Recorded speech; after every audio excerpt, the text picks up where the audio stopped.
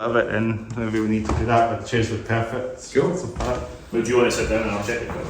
Yeah, Yeah. you want to check? I guess. Just keep it where it is. It's all good.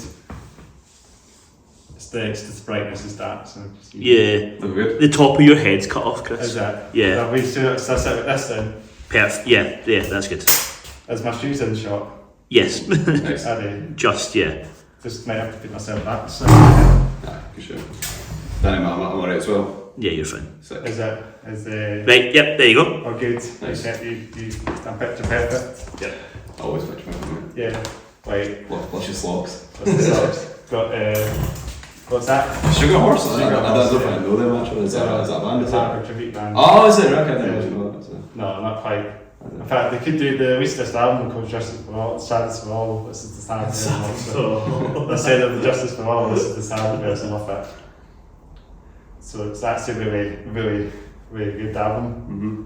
Best out better than the Metallica one. So it's Repping it, absolutely. It's fucking dope. So yeah, we're working some sad Sugar Horse. Shout out to these guys from Bristol. Sad Fresh. Not speed metal. Emo fresh. Emo Fresh, Dad's Fresh, that's in Dorna. But they're not actually thrash metal, to be honest. They're actually a post-metal band, but they were selling this t-shirt in Regents, and I've seen these guys. So I just thought, fuck yeah, I've seen this shirt and to spit that for the Met table. You got to support your bodies, absolutely. Yeah, so it's probably the one that's probably quite unique to a lot of other Metallica t-shirts out there.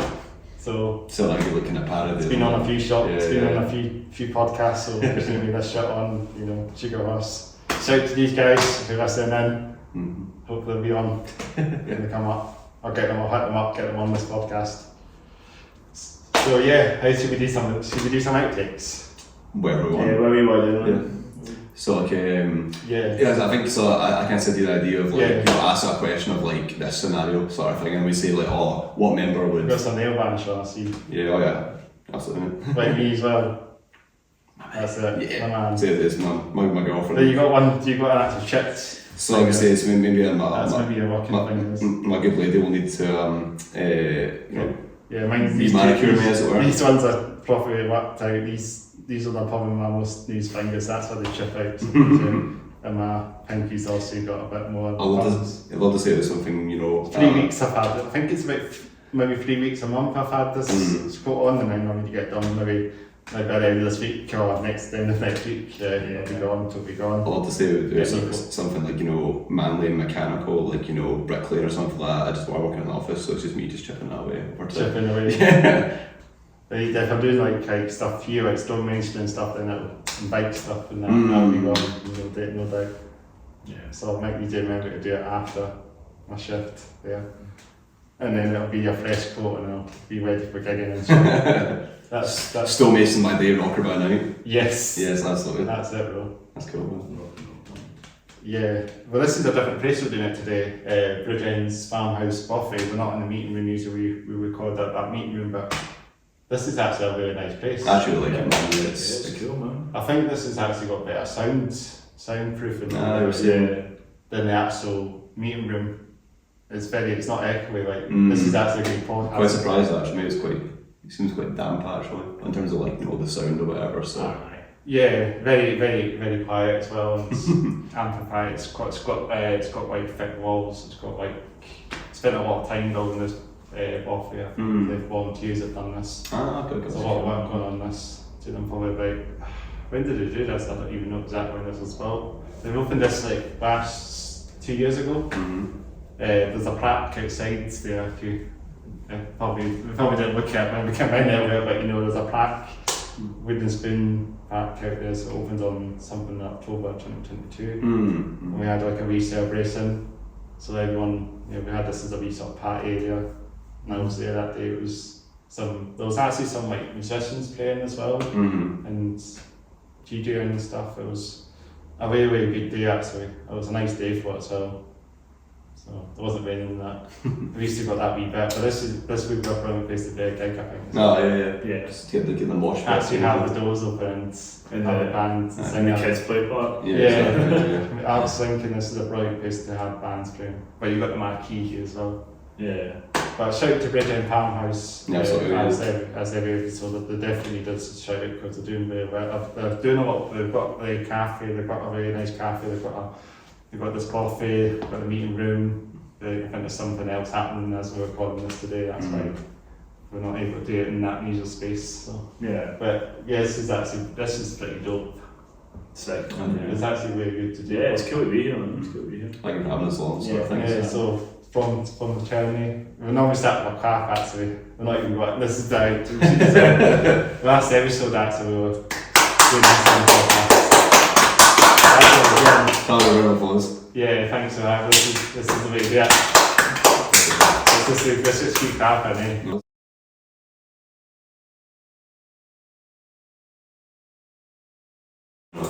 So welcome, so let's get in it. So welcome to the Hats Off Here Down podcast. I think this is episode 61 now. Wow, okay. Nice, man. Nice. Is that a good number for you? Absolutely. I mean, maybe like 8 more, it might be nice, extra nice, you know? So That's my maths are correct, so. So we do 70 then. 70, yeah, I go with that Did you shit. be back on it? Just back up, special guest appearance. Let's do it 2.0. That's what for you again. There'll be no time for it. Sorry, that's enough. I think I'm Thank you for that. Thanks for coming along from episode 61 from the Tyranny. Is we not butchering that name or? No, we've definitely had some people butcher it, so. It's funny because people say like you're from Tyranny, it's like from what? Like Tyranny, you know? From the Tyranny. So it's Yeah. very metal. Because sometimes you go, I'm Danny from Tyranny. Yes, yes. Yeah. So we've had to like in our social media videos we have to say like, oh, I'm Ewan of from Tyranny because otherwise it's from Tyranny. From Tyranny. So definitely whoever thought the name back in 2018 or whatever, what did I think of that? To be honest, so. Yeah, it's I didn't come up with the name. But it's stuck. Yeah, exactly. Yeah. And at this point we're kind of committed to it, aren't we? Yeah, keep it going. I'm just doing a viral thing still in the picture actually now. Are we still in? I'm going to just have a check. I'm going to take my. That's awesome. Picture, man. Just so you can see. Yeah, you can sort of cheers. You cut out a wee bit, haven't you? But go back in the middle one again. Like this. Yeah, that's it. Is that good? Yeah, that's better. Sick. I need to move in a little bit now. Yeah, that's better. That's all perfect. I think it's all perfect. Yeah, it's perfect. Oh yeah. Let's do it. I'll move my chair a bit. This is the tape now. So welcome to the Tyranny. How you guys all doing?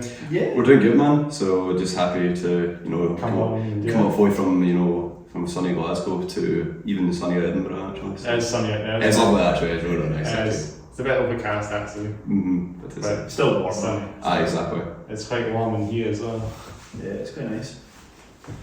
Yeah, so you want to introduce yourselves, what you do? So I'm Ewan or Jeff. I'm guitar player in the band. Into that more kind of I guess a new guitar sort of thing, and that is me.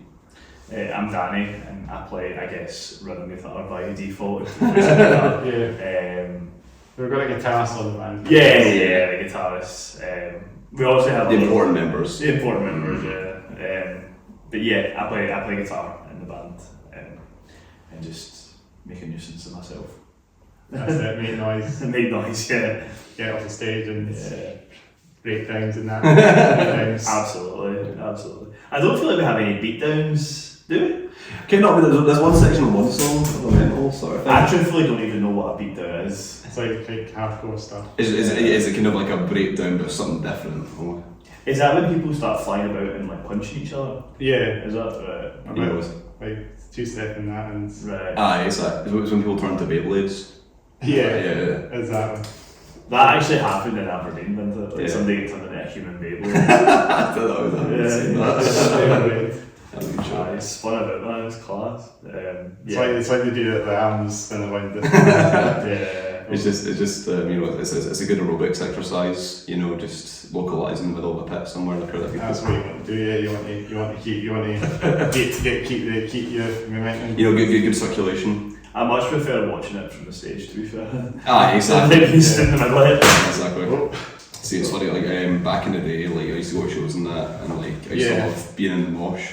Maybe just my older years, being 30 now. I can't do that anymore. Well, we were at that show. We went to see that gig on Friday. You see, I was doing it there.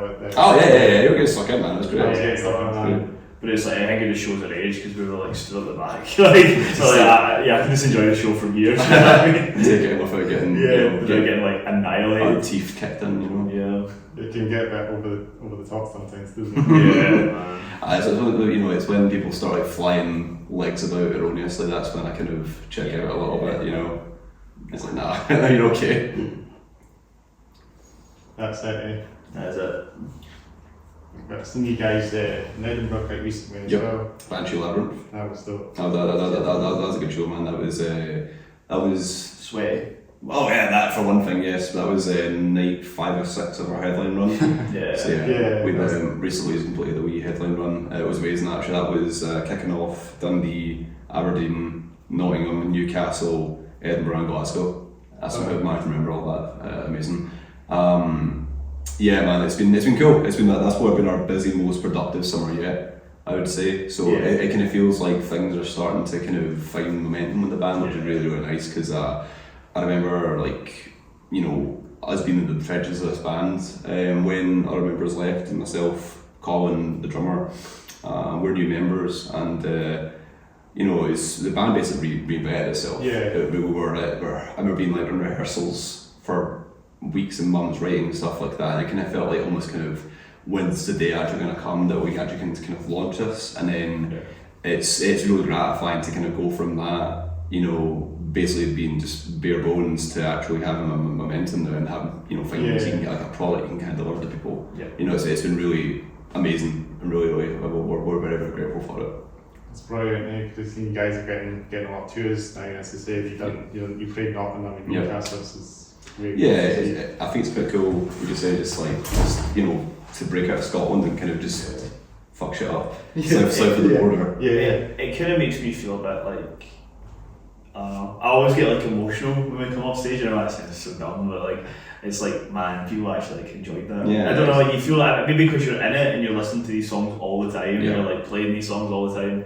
It's like, oh, what if people don't like it the way I like it? Do you know what I mean? But the feedback's been really, really positive. I think it's been like the best shows we've played as a band, to be honest. So just want to crack on for here, basically. Just kind of keep going. Keep it going. Eh? Yeah, absolutely, man. Yeah. As Colin says, you have a flame and you just keep throwing like gasoline on it, basically. You can't let it burn out. So, but yeah, just keep going. Keep it moving, as Tom Style says. Exactly. Yeah, that's the way to go. But we just go the flow of this podcast, as you probably know. Absolutely, yeah. But you always want to ask me questions as well. The boy, so I think how was your experience from Tyranny Mosh Pit? That was and a couple of words. Sweating, okay. That's good. I was quite tired after that, so intense, intense. High cardio, as it were. Yeah, cardio. got some workout done. Yeah, exactly. Got some calories. But no, you're getting stuck in there. We're like kind of looking up occasionally. I would just see your hair just flying about. It was just fantastic, man. So I think it was the sort of Moshing with the singer from Motherhood. They're getting stuck in that actually. So I was sticking in that wee bit as well. It was such a funny thing because that wee venue is like. It's the smallest venue in Edinburgh. I was going to say, I don't think it's very conducive for that sort of thing because like immediately behind that kind of area there's like a step, and I always have this fear that people are going to get moshing too much and they just fucking like trip or just knock everyone over like a set of dominoes, man. So we've seen that. Yeah, it's the steps. Yeah, exactly. It's like 2 feet. Up the back, exactly. Not very convenient. But no, certainly not. But I'm guessing that's the way it was designed. But I was saying to Danny as well, like that venue feels like kind of haunted. I mean, I think it's haunted, I know there's all these kind of weird kind of goings on, man, just you couldn't quite explain, just wee kind of ghosts in the machine, as it were, but it's a very, very cool venue. Plus I got like the first time we played there, I got like super unwell after it. I'm not saying that because I was like fine, but like the minute we played that show I was unwell after it. Got possessed. And then I was like to Stuart, I was like, I'm so paranoid about getting unwell again. So but I didn't, but maybe someone just like spat on me or something.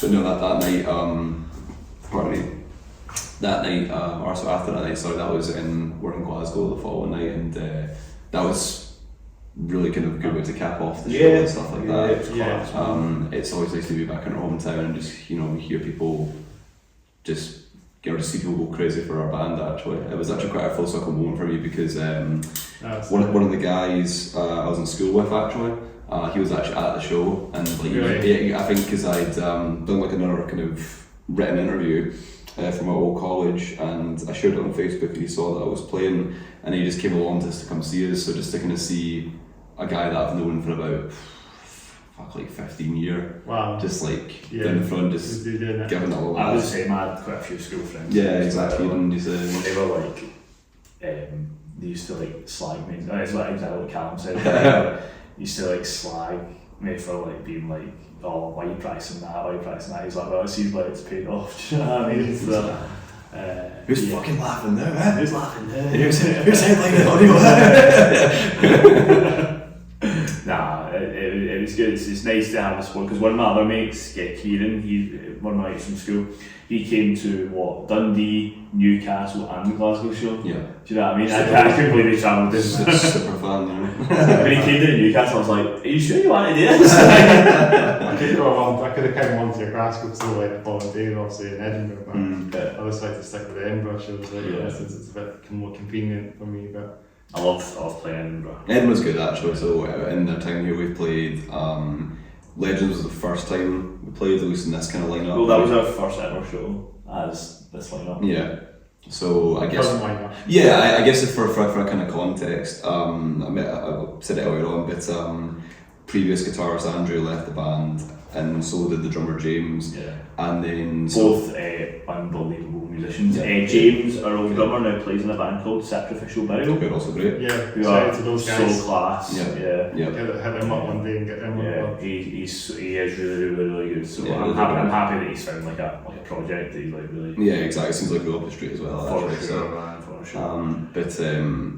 But yeah, we, like I was going to say, I basically felt the band kind of started again, because as far as I can tell, Scorn is the only song that we play from that previous iteration of the band. Yeah. So basically, as far as I'm kind of concerned, it does feel like a new band. Almost. Yeah, because it's all new material, and like a lot of the show now, people agree with me, is like, we've I feel like we've kind of tried to like kind of elevate it as best we can. So you have like the backing tracks, you have the bass drops and stuff like that, you have in-ears and stuff like that. So it's, just again, I was kind of talking before, like when 3 years ago when I first joined, it was very much in the trenches, rebuilding the band from scratch.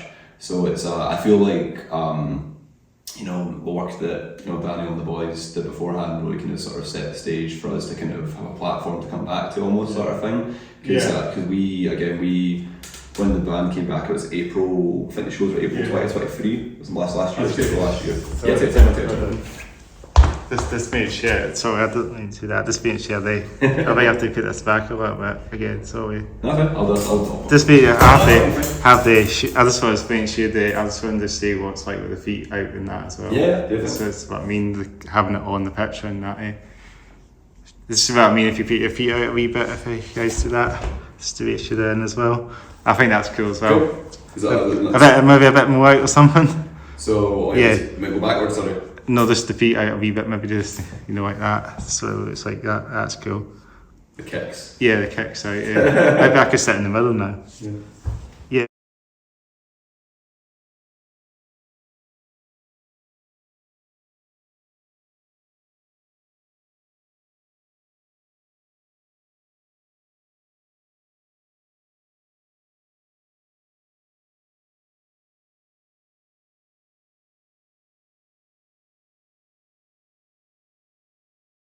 I'll do this then. Yeah, boys. Yeah, that's cool. But I was just saying how. What was saying now? It was April last year. I think it was when the band kind of came back and stuff, and it was the first time in this new iteration with the band that we played, and it was pretty surreal, because that was prior. I think right off, like before I joined, I'd never played in a band before, other than kind of stuff for college or whatever. So that was very, very daunting, because the stuff we write is, you know, it can be pretty technical in places, so it's, you know, you can imagine just like stage fright combining just like, oh shit, I've got to play this fucking solo that's coming up in song for you or whatever, and you see this kind of, you write it out though, and it's, you know, it's all worth it at the end, you know, all the nerves, all the anxiety. The second show we ever played, the Glasgow show. That was like I'm pretty sure I was doing like a sold out show if it wasn't sold out. It was insane. It was again like my second ever show. It's like learning curves because we sold that show out but never put it on a poster, and people were like, why did you do that? I don't know, I just wasn't thinking about it. Yeah. We were just too excited at the time, but nah, sold out show there, and then it was just nice seeing like family and like hundreds of pals, you know, just like broing down, like it was so class, so class. But yeah. Sounds good. Yeah. How much so then? Yeah, so things have gone really good. We've had a very busy year thus far. Other than the headline tour just there, probably the biggest thing will be bringing out that our single, The Other Side of the Mirror. Yeah. So that's been pretty cool, man. It's that was like a kind of probably like an oh shit moment. Yeah. I feel like in terms of like people just kind of, I think probably took a bit more notice of us. Yeah. So we did something a bit unconventional. So what we did, we entirely self-produced. We did all the recording, guitars, vocals, drums, all that kind of stuff ourselves. We self-engineered it. That's amazing. And then we sent it off to a producer in Australia, a guy called Lance Prank. Shout out to him.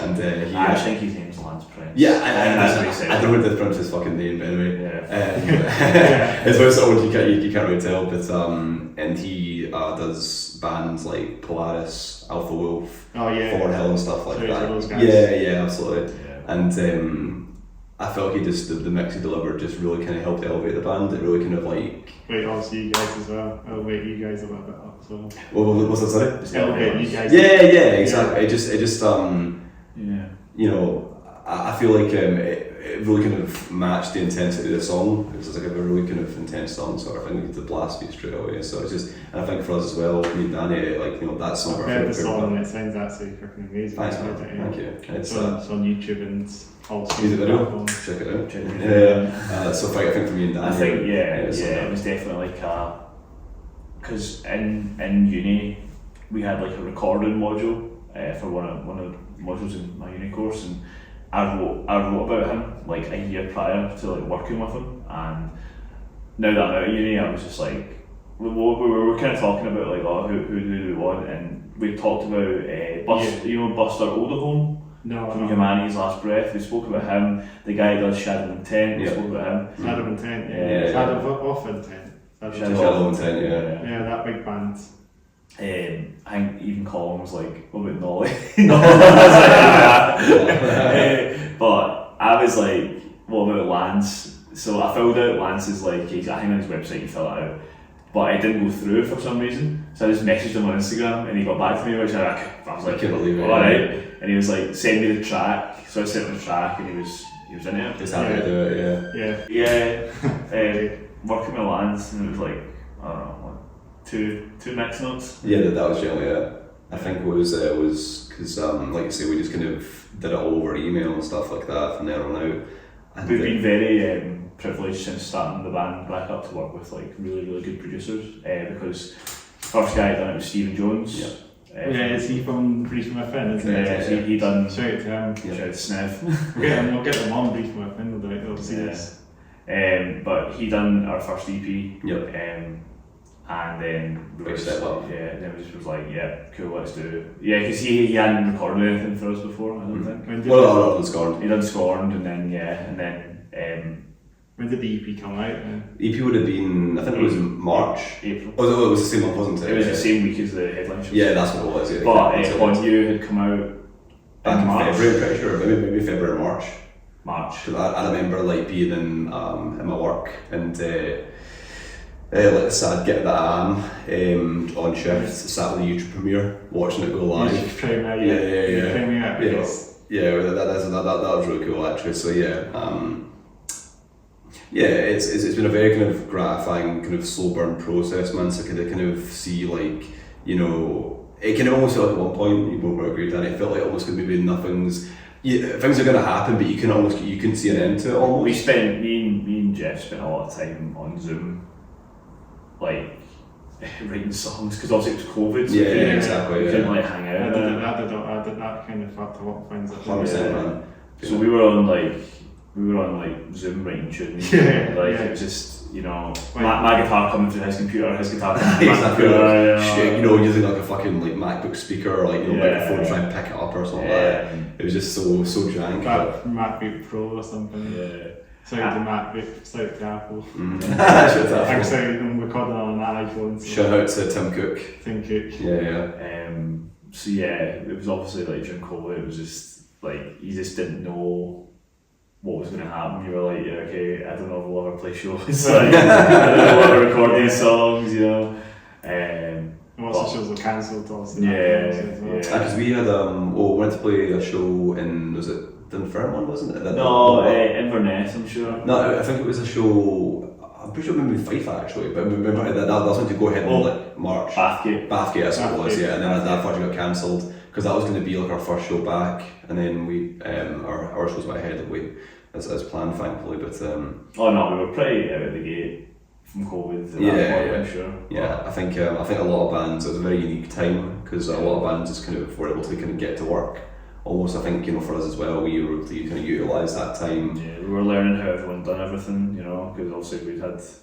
Everyone was also adapting to the screen up. Everyone was, you know, even outside of music, yeah. Even people recording like live sets and that, live sets on YouTube and that. Yeah, because that became quite a thing for a lot of time, because I believe that one with Lamb of God, wasn't it? It was Lamb of God? Yeah. Code Orange did one as well. Code Orange.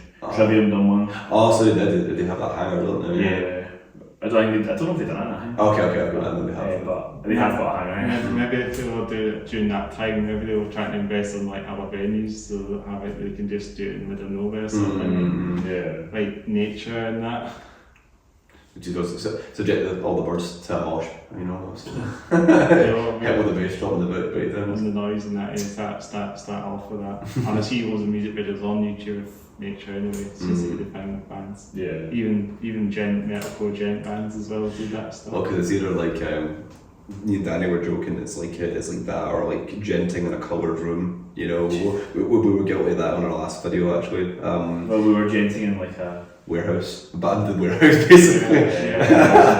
Shout out to Jonathan, our landlord. Is that the who owns the warehouse? So basically, where we have a rehearsal space in Glasgow, and it's part of kind of like a big building. I believe it's like an old factory or some sort of thing. And our landlord, the guy we rent the space off of, he was nice enough to grant permission to go in and film a video there, and it turned out great actually. We will work with a guy called Joey from Jadaway Creations. He's from like Ipswich or something, isn't he? Somewhere down south. So he came out and did that. So probably the most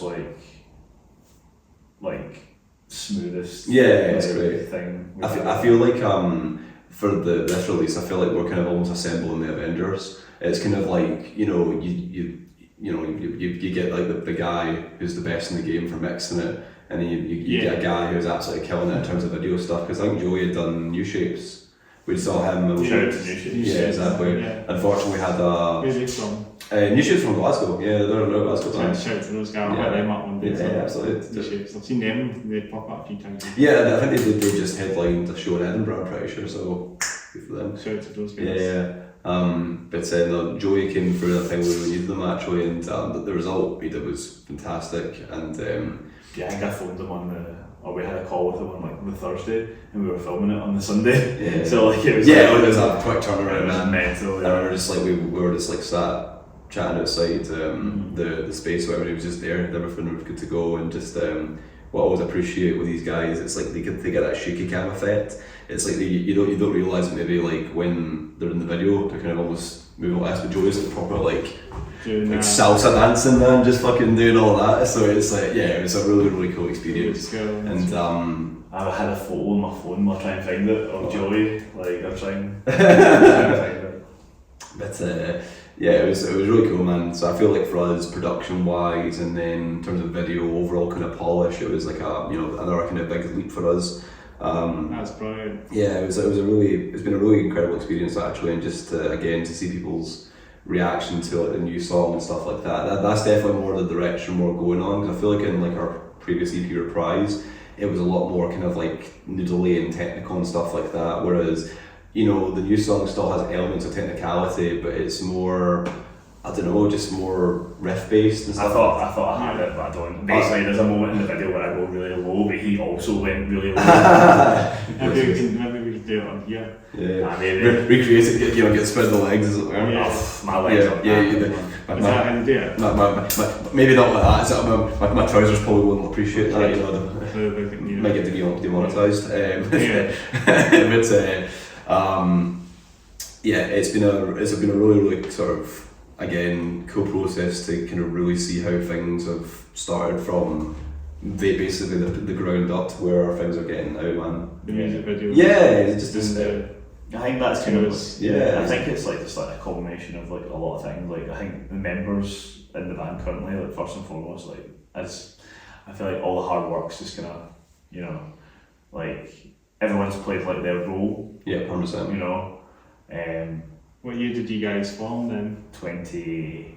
I think it was 2018, wasn't it? Yeah. I was actually at their first show. We've been around for a long. It's quite funny because I remember like it was my first ever time playing live. Are you about to say what I think you're about to say?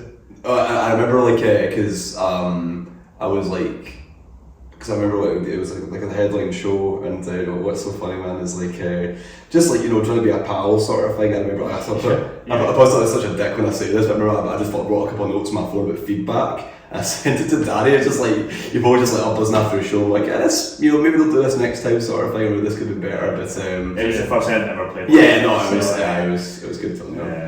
But the band's obviously like changed quite a lot. Oh, it definitely has. But I feel like it's like final form. Like the five guys in this band currently are the guys. Five guys. Five guys. Shout out the five Shout out guys. to the five guys. Sort of making me fat and put my cholesterol up. And in my bank account. But I feel like these guys that are in the band currently are the guys that you want to do the full thing with. Do you know what I mean? Like, for example, like Stuart, our vocalist, like... We'll give a shout out to all the guys in the band as well. Yeah, Stuart, Colin and Aidan. Yeah. But I feel like without Stuart, for example, like Stuart's like our kind of band dad. Yeah. He keeps us in check. And I always like moan at him as like a joke, because he always like messages like first thing in the morning. But you know what? Like, I pure moan about it, but like, see, without that happening, like, we just wouldn't get it. Oh yeah, big time. He's I think. I mean, I'll say this, but if you might disagree with it, Jeff, that's completely fine. I feel like he really pushed us along to do like the EP and like the release shows, because he booked those release shows. I helped a little bit, but he done like the main kind of booking of them. Mm-hmm. But I feel like had he not done that, I feel like things would have been a lot different, you know. So I'm kind of glad we had that like thing to work towards. Yeah, you know what I mean? Exactly. So big ups to Stuart for doing that. And Stuart's just like Stuart's one of the, I think, the funniest guys I've ever met. I think he's also just like such a fantastic frontman, because like he's always just like he was off the stage and Moshing. He always, I feel like he's always got the crowd in the palm of his hand sort of thing. It's just like he just knows what to say and do just to get people fucking riled up. Like for example, like, you know, in Scotland he kind of really plays into that really well, but even when he goes down south and it's a different crowd, and he loves it, man. I think he just really leans into certain things. He just kind of just knows, like, whether it be like a football result or something like that, or some sort of political, or I don't know, something like that. Well, so basically when we played in Nottingham, England were playing in the Euros, and see when we were sound checking, we were watching the football. There was a TV, and then the stages were sound checking and watching the football at the same time, and then I'm sure he mentioned something about it, and they'd be like, shit. But England had won, and he was like, oh yeah, oh great. He just knows what to say and what to do, man. They got to the final, didn't they? They did, They got beat by Spain. Yeah. Let's go to state Alpha Wales to football now. But Stuart is just, he actually celebrated his 5-year anniversary in the band. Yeah, I see that actually. Was it? Yeah, It would have been good to celebrate Well, you know. he's been in the band for 5 years, but 3 of them were like, what, COVID. He's the OG member. He's not an OG member now. Angus Donnelly from Women Madness was the OG member. Yeah. Shout out to him. So it was, because everyone who was in from Tyranny initially is now in different bands in the scene. Mm-hmm. So me and Aidan the bass player are the only two original members. We had James Monteith, who's in Sacrificial Burial, Angus, who now sings in We Make Mammoth, and then Shout to We Make Mammoth, Shout to We Make Mammoth, and Sacrificial Burial, and Dylan McVeigh, who now plays bass for Six Wonder. Yeah, Shout out Six Wonder, who are fantastic. They're killing it as well. We'll get them on as well. They're actually one of my favourite bands. They're really great. Electronic kind of sound, they're completely different sound. Yeah, kind of like sort of like EDM, like Spirit Box. kind of genty sort of stuff. Like I don't know, it's like maybe like Palace or something. I don't know. It's like a lot of their kind of stuff is really kind of like ambient, and then just they get this really fucking heavy guitar stuff. And the recent song, like that's amazing. Like Bruce. It's fucking phenomenal. So classic. So it's like I think it's like they're really like. I was really glad because they were meant to play our headline show in Glasgow, and they had to pull out of it. But they're such a good band. Like I feel like I've seen them a few times in Edinburgh. Oh really? Yeah. I feel like when you look at bands who could potentially go the distance, and I think they're one of them. I think they have all the elements there. Like I think really I think in terms of like star power, like Rebecca just has that sort of thing, and then just like the talent that she has, and then just the rest of the guys, they all come together, and like just what they deliver as a package. Well, I can't remember who it was saying me, but Dylan wrote Bruce. Oh, did they? Yeah. Wow. Well, that's what I've heard. But what a tune. But Dylan was an original member of from Tyranny, and then he just wanted different things. So we got in a guy called Andrew Hollis, who played briefly for Satirici, but he doesn't play for Satirici anymore. And then when he left, James left at the same time. It was just a kind of COVID thing. I think everyone was just getting a bit like, COVID. Yeah. So they left, and then me and Stuart were kind of like, right, are we going to keep going, or are we just going to like call it a day or whatever? But we were like, cool, we'll keep it going. I was like, you, and I was like, do you want to join the band? And he was like, I'll do it as a laugh. You generally, Yeah, I'll do it as a laugh, and then what were we like? Several fucking songs. Because I remember. It's funny because I went to college and stuff like that. I enjoyed playing music, but I just kind of had no real aspiration to be in a band. It was almost like, I feel like it's amazing how almost like anxiety and self-doubt can almost get in the way of doing cool shit. Because I remember in college, you know, you play some shows or whatever, and just like a college band and that, so it's not fun. It's cool, fun. But I remember just kind of you like, instead of focusing on having like, oh, that was a really fun show, you're focused. I'm like, because I sat practicing my part for days on end, and then I fuck it up. Like that's the one thing you focus on, and then you think to yourself like, oh, I just can't play live music, and just like, you know, how debilitating a thought process that is. So it's what's so funny now is that I can now play stuff that was, you know, way more technical than the stuff I was playing back then. So you know, I'm personally quite proud of how far I've come in terms of a live player. Yeah, I'm quite proud of you as well. Thank you, man. Yeah. Thank you. So definitely, I remember like I didn't even consider like, oh shit, one day I'm gonna have to play like a song like Scorn, which is about this mental ripping soul that Andrew wrote. Andrew was a freak of nature. Oh yeah, he was a ridiculous guitar player. So I remember at one, you know, he's probably one of the best guitar players I've been sat in a room with. Yeah, he's ridiculous. And to kind of almost realise, shit, I'm gonna have to do that one day. So it definitely took a lot to kind of to do that. But yeah, generally, as Danny says, I can remember the audition process. I think there was another guy from like Stuart's old band that was interested, I think, and I just did it as a laugh. And then just we got in a room, things just kind of clicked, and then songs started being written. I think the first song that we ever properly played together, it might have been Haunt You, it might have been Mars, I can't remember. Mars. But it was only like the first minute of Mars. Yeah, it was something like that. Like every week, man, we would rock up and play 1 minute of music and then leave. Like grindcore bands. Not generally just 1 minute. We'd be that was it. We did it for about months, sort of thing. So it was definitely like a slow burn process. But I feel like but like if you come see us live, that's probably like the tightest part. Oh yeah, exactly. I fucking hope it. Exactly. But what was going to do as well, because me and Danny, like, this is like the first time I feel like we've actually like wrote music. So we've got a song called Oblivion. Like, I'm not being funny about that was literally like the main riff, and that song was the first proper riff I've ever written. Like, I'd kind of. That's great. It's so weird because I don't know. I remember my kind of outlook. It's so interesting how your mind can almost play tricks on you, right? Because I remember thinking to myself at one point, generally like, why would I try writing a riff when my favourite bands have already done the same thing but a million times better? I think I had a proper mentality shift. I remember kind of thinking about this as like, listen, like, I don't care if I'm not writing the most original music in the world. I don't care if it's like been done a million times better by some other band. Like, I'm having fun doing cool shit with my mates. And I feel like that for me was the kind of turning point. It's like, not everything you do has to be novel or reinventing the wheel. It can just be done just for the sake of fun. I think it's because as much as the metal community can be great at times, I think maybe like a lot of a vocal minority, people that can be a bit kind of tacky and stuff like that, maybe I let the kind of fear of that almost overtake me a little bit. So I think definitely like we're in a position now where the shit we're writing, and I think you can really tell that it's just getting a bit more serious. Yeah, it's just about having almost a yes and also no. It's almost kind of like it's just having fun with it. Yeah. You know how I knew it was getting like serious?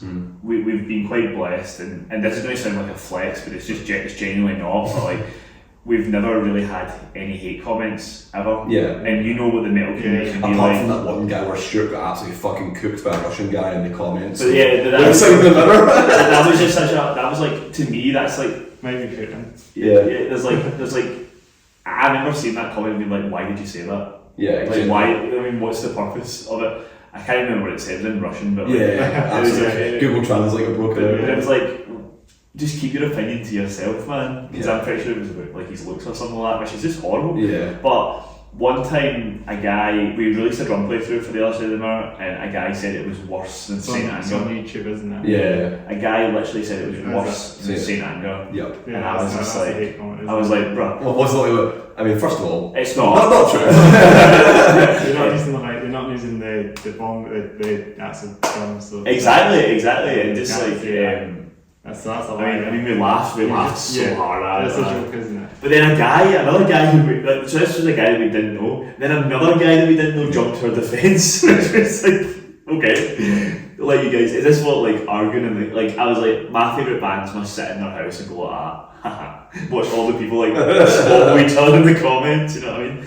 But the metal community is so class, but I feel it can be like horrible at the same time. Like, it's weird. It's almost like a very sort of vocal minority though. Yeah, for sure. I feel like especially recently, like I feel like a lot of people were a lot really accommodating, and like I feel like I was almost kind of scared that like you say, man, we've had a very positive comments in our circle sort of thing. So it's kind of almost like maybe because you've got the hometown advantage. I was almost kind of scared to see what would happen when we kind of take this, our band down south. But even like, we've played down south, I think a total of 3 times now. We did Nottingham last year, Nottingham again, and then Newcastle 5 times. Oh, of course, Burn and Whitehaven, and like, Whitehaven. Yeah, that was an interesting town. It was like a kind of lovely little seaside town. That's Cumbria, isn't it? I'm not too sure the exact area, but it's a bit different. It's lovely. It was like we're just like throwing chips at seagulls, and about an hour later we're throwing it on stage. Well, sure, was throwing chips. Exactly. It was making the seagulls fight. Exactly. But it's been really, really kind of nice for us to see that like. You need to go for a bell. Yeah. That's the best you can get. But it's been nice to see though that our music's just kind of like translating almost. Yeah, because you're kind of worried that like. Maybe the word is the wrong word. You kind of do it with the skin, like you say, Danny. But like, it's nice. It's really gratifying to see that people don't just like it because it's like your mum or your pal from school, or because. Let me tell you, my mom hates it. Because it's like a juice. Shout out to Laura, but she does actually like she came to the headline show, and that was the first time she'd ever seen me play live. Wow. And she was. Now, a funny story as well in relation to that. It was so my girlfriend comes to all our shows, and she's been coming to all our shows like ever since we started the band. Basically, I think my girlfriend, right, Emma Kirk, has seen more local bands than anyone. Where you at? I think she's gone to the local scene more than anyone. And I've been a local gig, and was a local gig as well. So yeah. And I think it's so funny because before she met me, I don't think she would have been like, she was into kind of like UB6 and stuff like that. Yeah, kind of more emo stuff, that kind of thing. But like, bring back the emo friends. Yeah, but like when she met me, she started to get more into like her favourite band to go see together was like Spirit Box and Bad Omens. That's one of the bigger bands.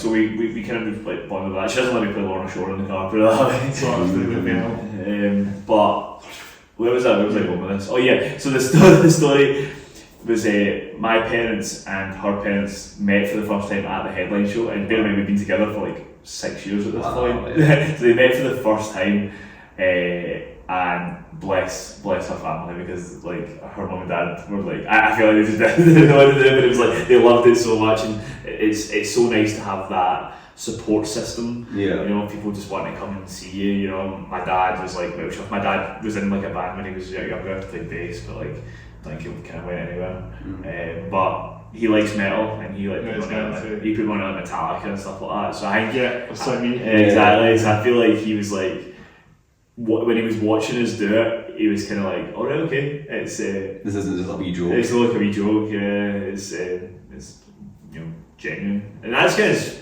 I just have a good time doing it, to be honest.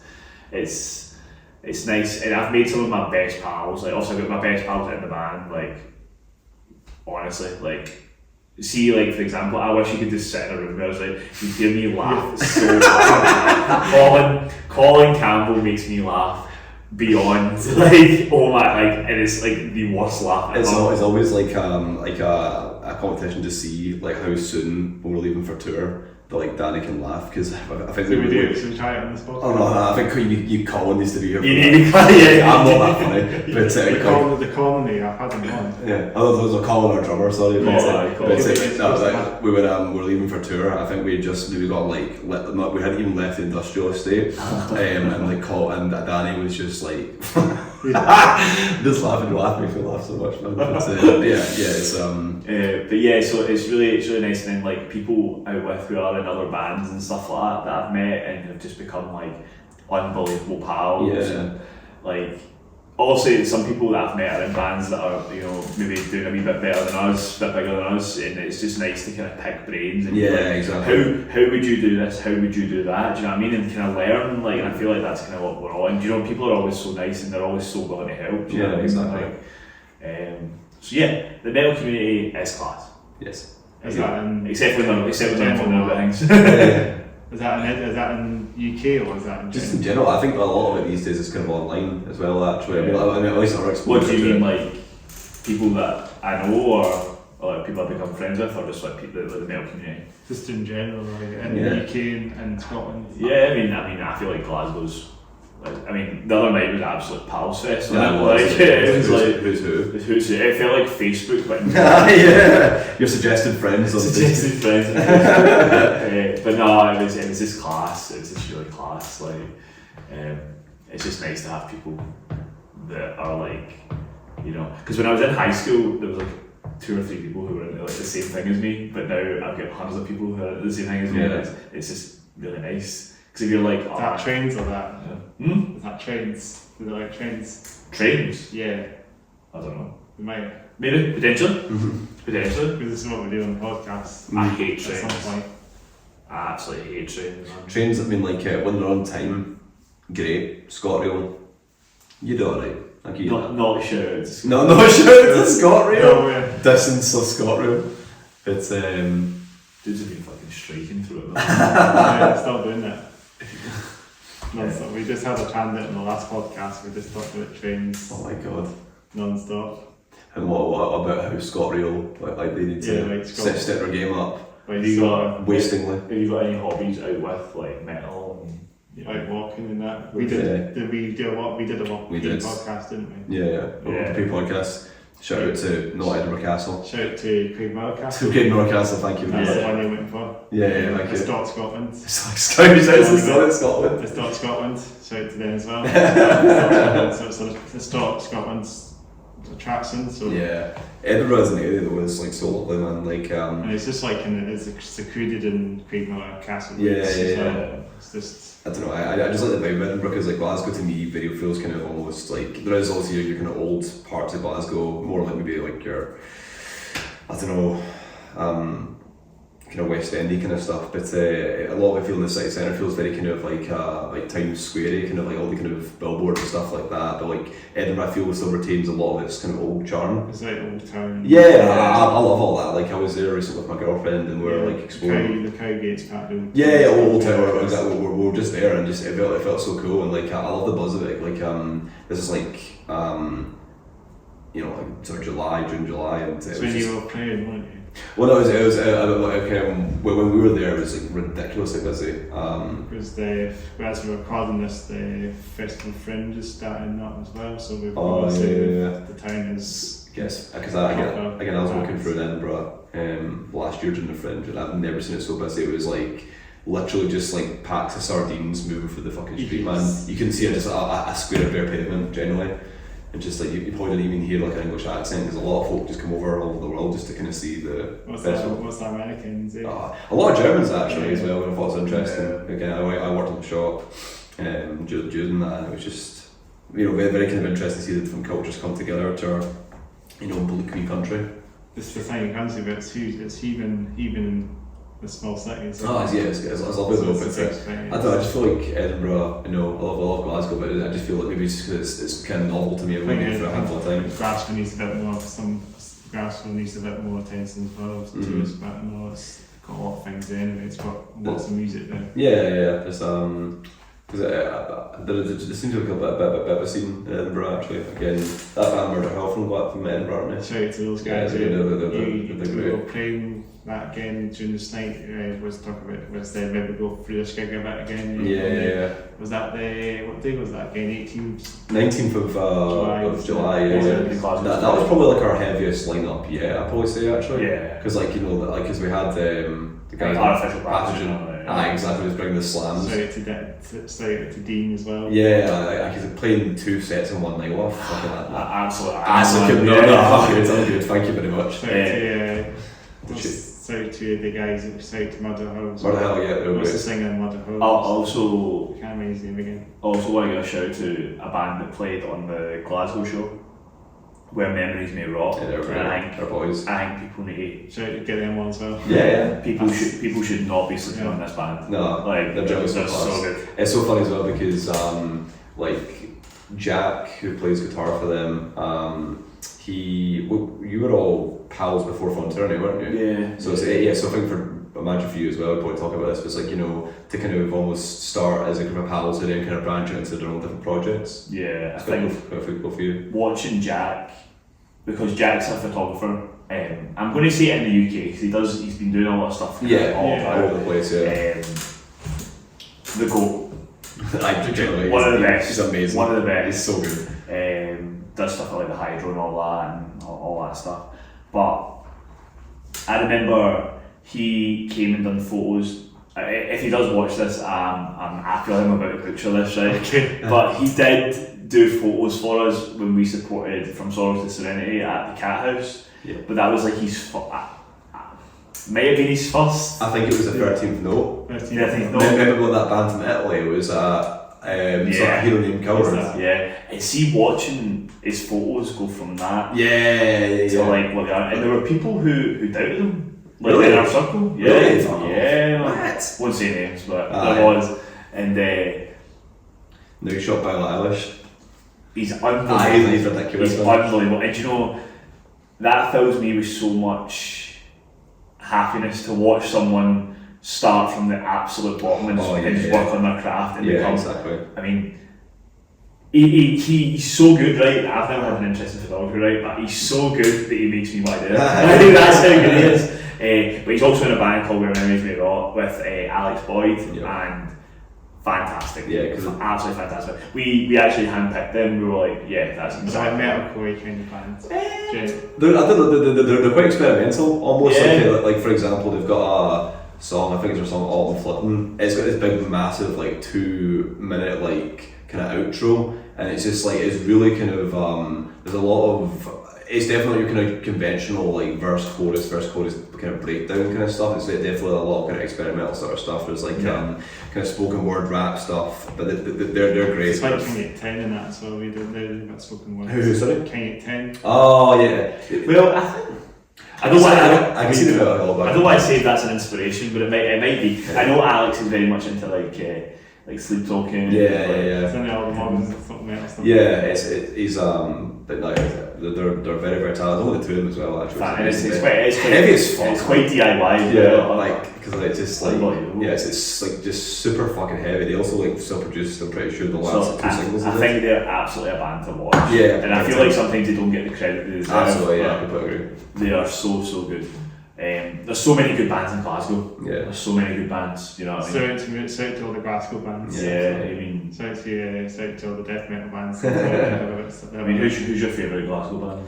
I mean, right now, I feel like that. Top 5. What top 5? Top 5. Top 5. I mean, like, I feel like probably points to be picking all my pals. So I swear it's not. I swear it's not like nepotism or anything like that at all. I feel like that band Witness are doing really fucking cool things at the minute. Like they're quite new actually. Witness. Yeah, I've heard that. Yeah, so they're quite new. So Kieran Gregg, I think he's been a producer for many years. They're really good. Gemma, I think Inferium are a band that I feel like they've always like delivered really good shit. They've been on the podcast. Yeah, I've actually. That's cool. Like I remember like when they first came out, they dropped a song called Battleground, and like I'm pretty sure they fucking won like just like an award. They won the SAM or something like that. They won the SAM. Yeah, so like they also won Metal to the Mass as well. Scottish Scottish Alternative Music Awards. Yeah, exactly. They're really good.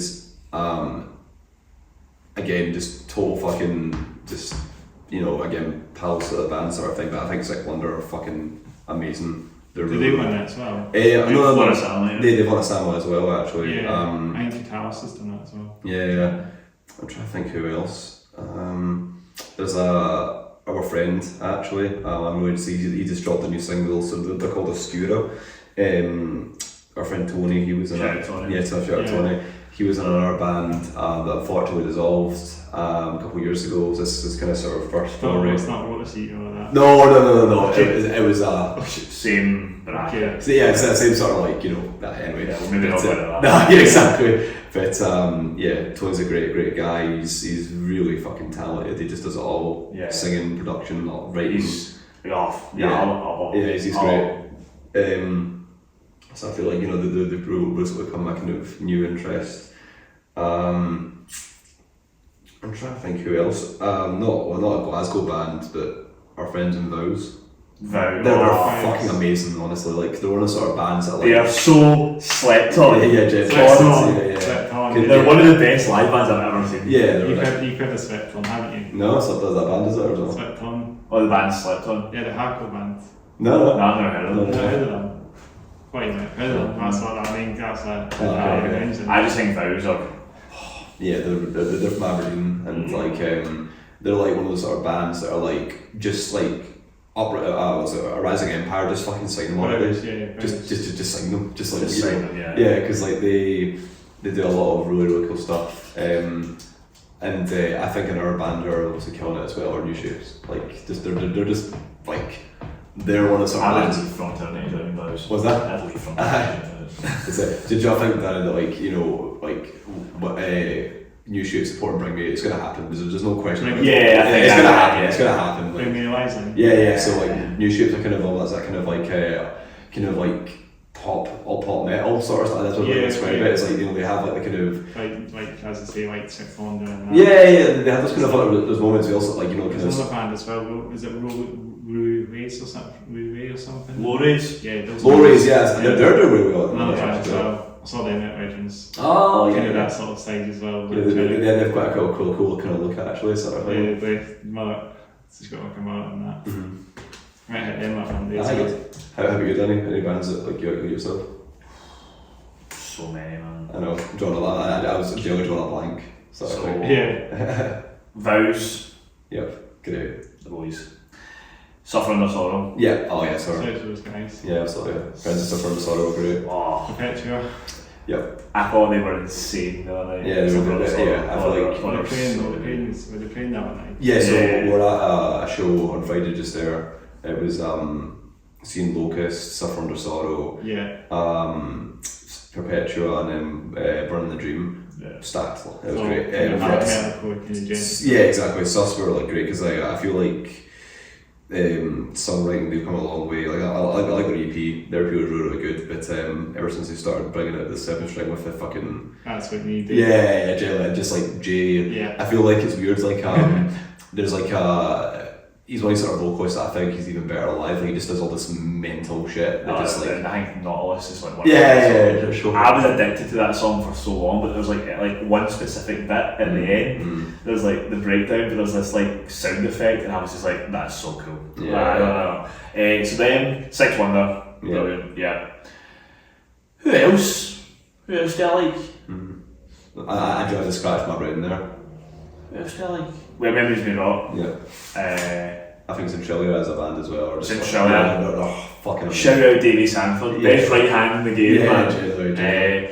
God Eater. Oh yeah, God Eater. Do you know God Eater? Yeah. Big love to Ross. Playing at Edinburgh as well. Big love to Ross. They're really good.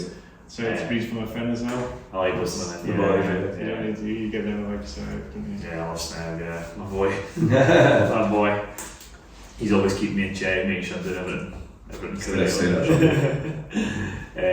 But yeah, nah, they're bands that I like, man. Like, it's just nice to see your pals doing well. Like I was saying earlier on about like obviously Jack, but like to see seeing like your mates like writing tunes that are just like writing tunes that could rival bands that are like bigger bands, you know what I mean? Like it's such a nice rewarding thing. And I think sometimes weirdly like you never want it to be competitive, but it makes you want to be like, oh well, that band's really standard.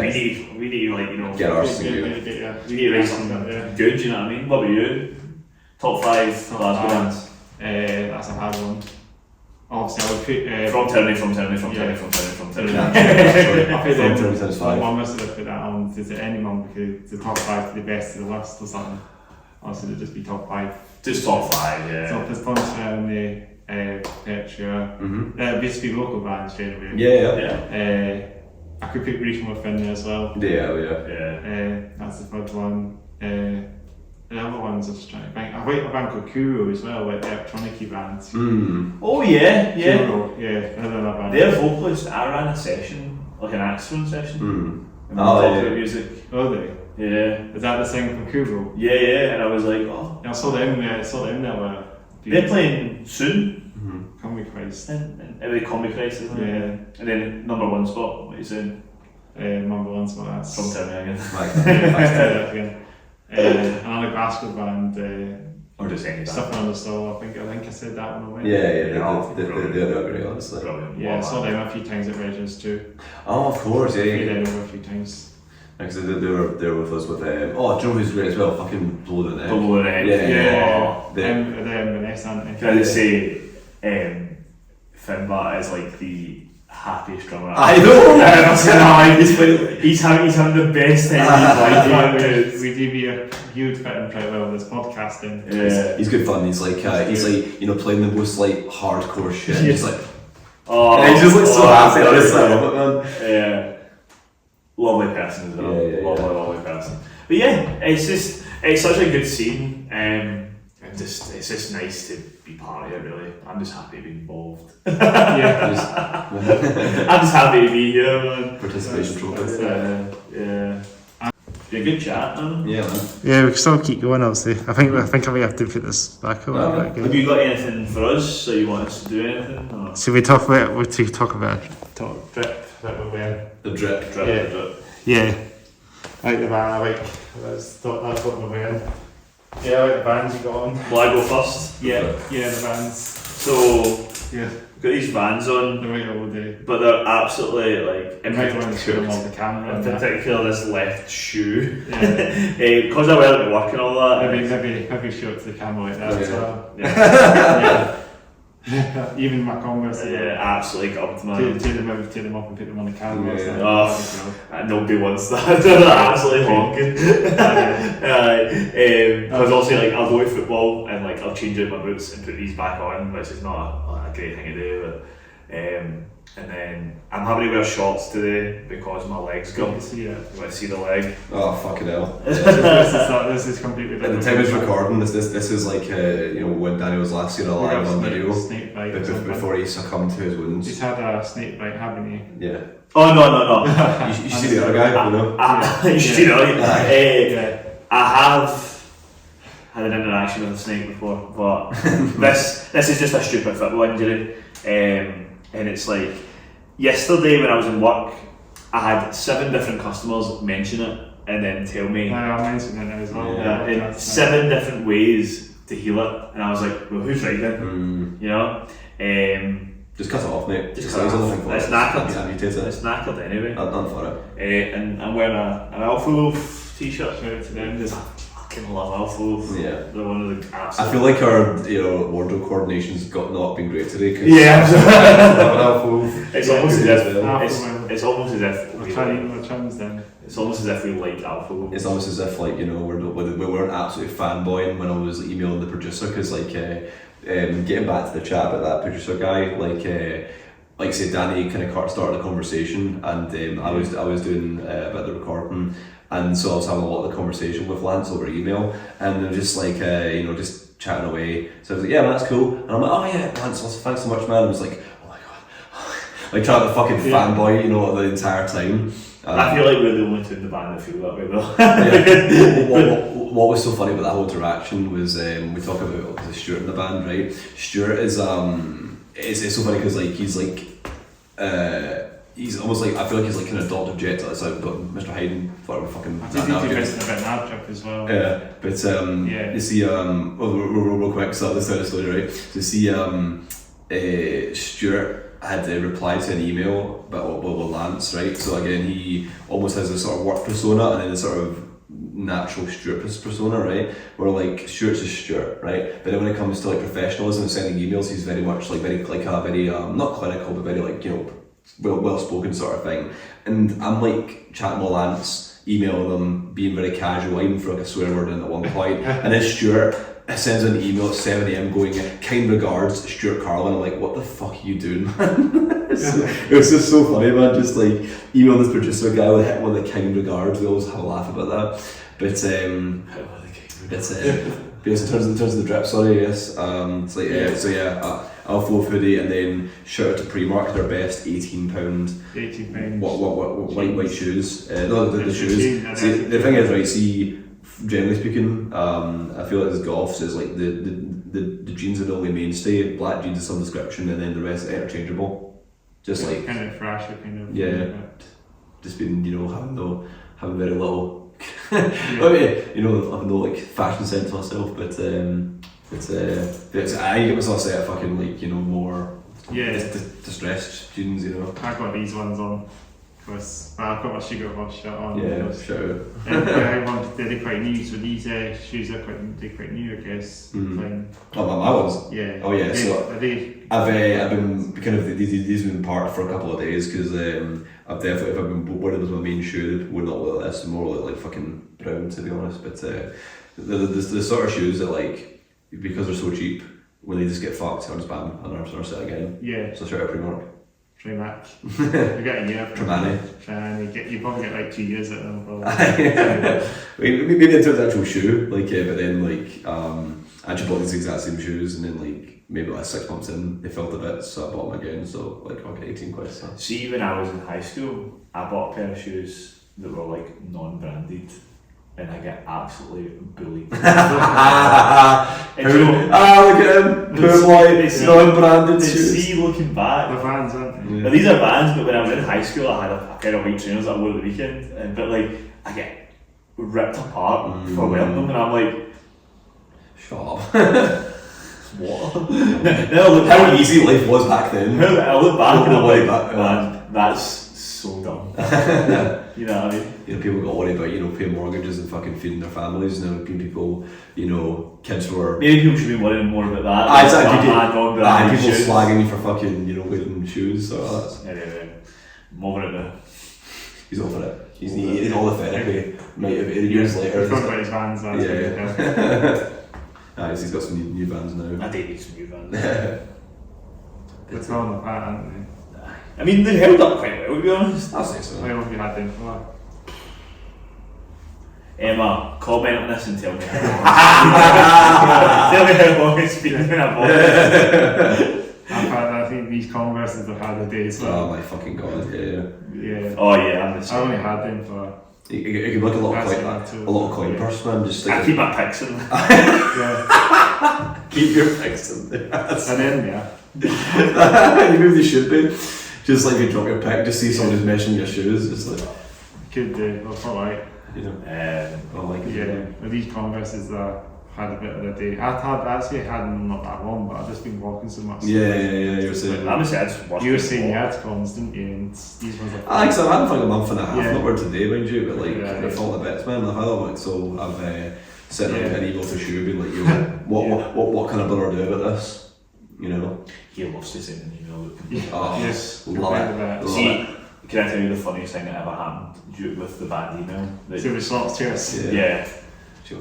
I'll go with this end. Who's what? You want to go this end? Yeah, maybe. Yeah. That's it. Let's What's the story? Yes. It's not the short story, is it? No. No. Yeah. Let's see if it's still in picture. Let's see if we're still in photo still. We should be. Yeah, we're still in picture, I think. Or wait, I'll go back to it again. I don't know. So. Maybe I'll go this straight again. You want to go that way? Yeah, let's do that. Yes. This is musical chairs and. Musical chairs? Yeah, that's the deal. It's fucking stretch. Sorry, what were you saying in your story about the email? Yeah. I've decided in the band, I haven't done it yet, but I've decided that I feel like I might just take email and social media privileges off all of them. So, Jeff here, right, bless him, is a lovely guy, right? I was messaging you on He likes to review things, and this guy reviewed his haircut. Oh my god, Using the bad email. Talking about the hair now. Yeah, so he got his haircut, right? And he reviewed it on Google Reviews, but it came up from Tyranny Official and he reviewed it. Yeah, so basically, like, instead of being signed into my personal account to leave this review for this business, it came up as a fucking band. It was so funny. It was so funny because, like, Calling me like, he's reviewed their fades. That's so funny. I actually forgot about that. That was actually. It's still in there. I think what there was, I removed it and then redid it on my personal account. Okay. But it was just so funny just to see this, like, you know, this dude like Turkish and do you know what, fair play to him? He just replied to it like normal. I choose Yeah. man. Sorry, just double check. And sorry, it's been up and down all the time, aren't I? Yeah, it's still good. Yeah, we're still recording. Yeah, all good. At least the video's not finished. Yeah, been going up and down all the time in this podcast now. Yeah, I do this all the time. This is my role. You can stretch your legs. Stretch the legs. Get some exercise again. You got it. Gotta do it. But yeah, it's like say So I'm taking that privilege as Athlon. that's only fair, to be honest. That's like it's yeah. I think we're in a very neat position. You know, I feel like where everyone in the band is just fucking class, and everyone just gets along. You know, obviously we have our fucking domestics like any other band, I guess. Yeah. But you know, it's all love at the end of the day, and just We just lock the door, take our shirts off and fight each other. get the handcuffs and the spoons and just sort it out. We did that at Banshee, didn't you? Oh, it's scrapped out. My shirts off. Oh, okay, sorry. It's like we started fighting. Fighting each other. Woo! No. And I don't need to see that. In the pit, pure scrap each other. That was probably one of the hottest shows I've ever done in our lives, man. That was like. Probably, I don't know. That Forest Fest show was pretty. Yeah, maybe. But this is quite funny because back in. It was 2019. These guys had a show up in just before I joined the band. They had a show up in Forest, which is near Inverness. It was for some sort of festival, wasn't it? Like a Forest Festival makes sense, I guess. And I remember actually I drove them up. I wasn't actually even in the band at this point, but I drove them up, and that was like a fucking tiny like kind of wee bar, and it was fucking unbelievably hot, man. Also, like so funny because we had like the fucking fire escape right next to it. If you just opened up for a bit of ventilation, would have been. It would have been unreal. Oh, but it was honestly, it was like really. this a lot, right? No, it was like. It was just really fucking small. Just like there was, fair play to the people that showed up because for a tiny wee sort of town in fucking northern Scotland, it showed up, man. People was loads of there's fucking loads of folk there. We came from the north. Yeah, there was I guess Aberdeen wasn't too far away. Exactly. Too far But it's away, nice to see people will travel for like Scottish events because it's funny, like I always see and like in like comment sections of band tours, right? You'll always see like It was the one you were standing in front of a signpost, weren't you?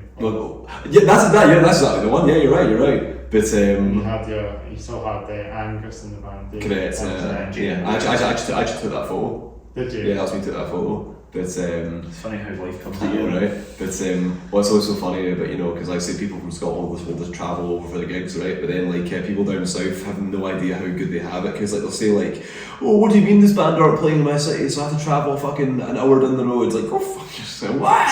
People in Scotland slog it out. And I remember like fucking, people would come down for Inverness for a gig in Glasgow, and then like, what's that, that's best part of a 2 hour drive at least, in the winter, fucking like, Yes, Come on, man! Just like get with the program, Maybe that's snow on the road as well. Oh, I know, it's just so funny. Just like people have no idea how good they have it, and just like in Scotland, it's like fucking trying to navigate their way to Mordor just to see a gig, man. Just I think that's a more sort of reflection of how in demand. So bands can play like kind of shows. Yeah, it's nice to see people. There's a demand for live music in these sort of places, because in a lot of places in Scotland, it's a small, wee communities, and then people want to see. They want to see some metal. Yeah, exactly. And I feel like it's such an exciting thing, metal. And I think like these is especially the envelope's been really pushed and stuff like that in terms of just new and exciting sounds. And there's such a variety as well. Like at our recent show, you can kind of talk about that. But like there was like ourselves, and a couple other bands that was all very, very different. What, the Glasgow one? Yeah, but Glasgow in particular, yeah.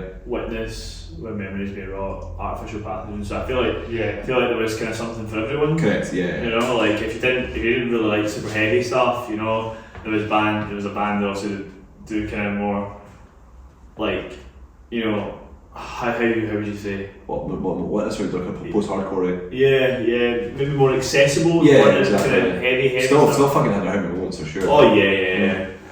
But like, you could definitely like, if you weren't that into like the heavy stuff, but then if you weren't into like the kind of singy stuff, there was obviously like Artificial Pathogens, like deadly. And then I think I want to say that maybe we fall in the middle of that, but I don't know. Totally, a little bit. I don't know. I think it's always hard to say when you're in the band, because you don't really. See, I don't know if you saw the video, but do you see the video on our Facebook about? We put on Facebook about Alex on stage. Do we post that? I don't know. Maybe we should on our story, but okay, as that one. Do you remember? There was the second band, or the second last band before we went on. Was it Artificial Pathogen before? Or was yeah, they were. And December show. No, the show that you came to in Edinburgh, just there 19th for last month. Yeah. There was Artificial Pathogens, so their vocalist, we got them on stage to do Martyrs, one of our breakdown songs, and it was really fucking cool. I feel like it's only kind of deathcore. It was so funny because like we basically, Stuart asked him on the day, and basically just he didn't have a lot of time to prepare sort of thing, and like Stuart had to kind of coax him into it, just being like, yeah. And then do it, but it was so funny as well because Stuart got on stage so early. I know! Because like in that song, it's got this big kind of like, maybe like minute long. I don't know if I saw that or not actually. No, because I was moshing too much. No, it wasn't like, we played that song that night that you were there, but the following night we had Alex up on stage, and just like it was like. The show before then. Yeah, exactly. Yeah. But no, it was a lot of fun, man. So. They get Artificial Pathogen on this as well, though. They're good dudes, man, and like just so heavy, man. That like I love it as like a spectacle as well. Just seeing just like 45 minutes of just unrelenting fucking heavy shit. Yeah. I remember like I was joking with a guitar player because was that Dean or? No, it was Adam, and I was asking what tune they play. I was like, oh, we're playing Drop A, and I'm like, Drop A? Drop A. Well, I was like, what? Like, it sounds like way heavier than that sort of thing. Drop A is heavy, but just like, holy fucking shit, how do you sound so heavy? Tell me your secret, Like Chelsea Grin stuff. Yeah, exactly. They're just like, it's just a total wall of noise in the best way, man. I think it's so funny though when you talk about like guitar tunes, because I would say that they're heavier than us. Yes. But we play in a heavier tune, or yes. a lower tune. Yeah, lower tune, yeah. So, What tune do you play on? Drop G. Drop G. Yeah, we do quite a cool thing with a lot of the songs where like we take one of the strings and detune it slightly so you get like a bit more of like a dissonant sort of sound. And then thanks to our kind of live rig, we were in the position where you can do a lot of live changes and stuff like that for the set. Because for example, when you saw this, you would have heard that like, oh, we're going for like a sort of, you know, like a effects change, like a clean tone or whatever, and like there's no footwork, there's no pedal change, there's nothing like that at all. It's all automated. Did you have a computer then? Yeah, exactly. So we had MacBook just running our entire thing. We used like a little like Line 6 Helix unit, so we were this fucking big, and it's just receiving inputs from the computer. So we just sat down and just plugged in like, you know, at bar A, it's going to change like effects of this sound, and what happens is that for the set, you know, effects change, also the tuning changes. For example, we've got like our end song Oblivion, the breakdown for that at the end goes down by 5 semitones to go to double drop D, which is just fucking just silly, you know, it's just it's just a lot of fun, you know. So I feel like that bit always goes off. I feel like at that point like the crowd's warmed up and everyone's just there for it. And just the last like 30 seconds of music. Right, it's just such a simple fucking thing. I actually broke my string during that last breakdown. It wasn't actually on the low string, it was the one like the E string below before that.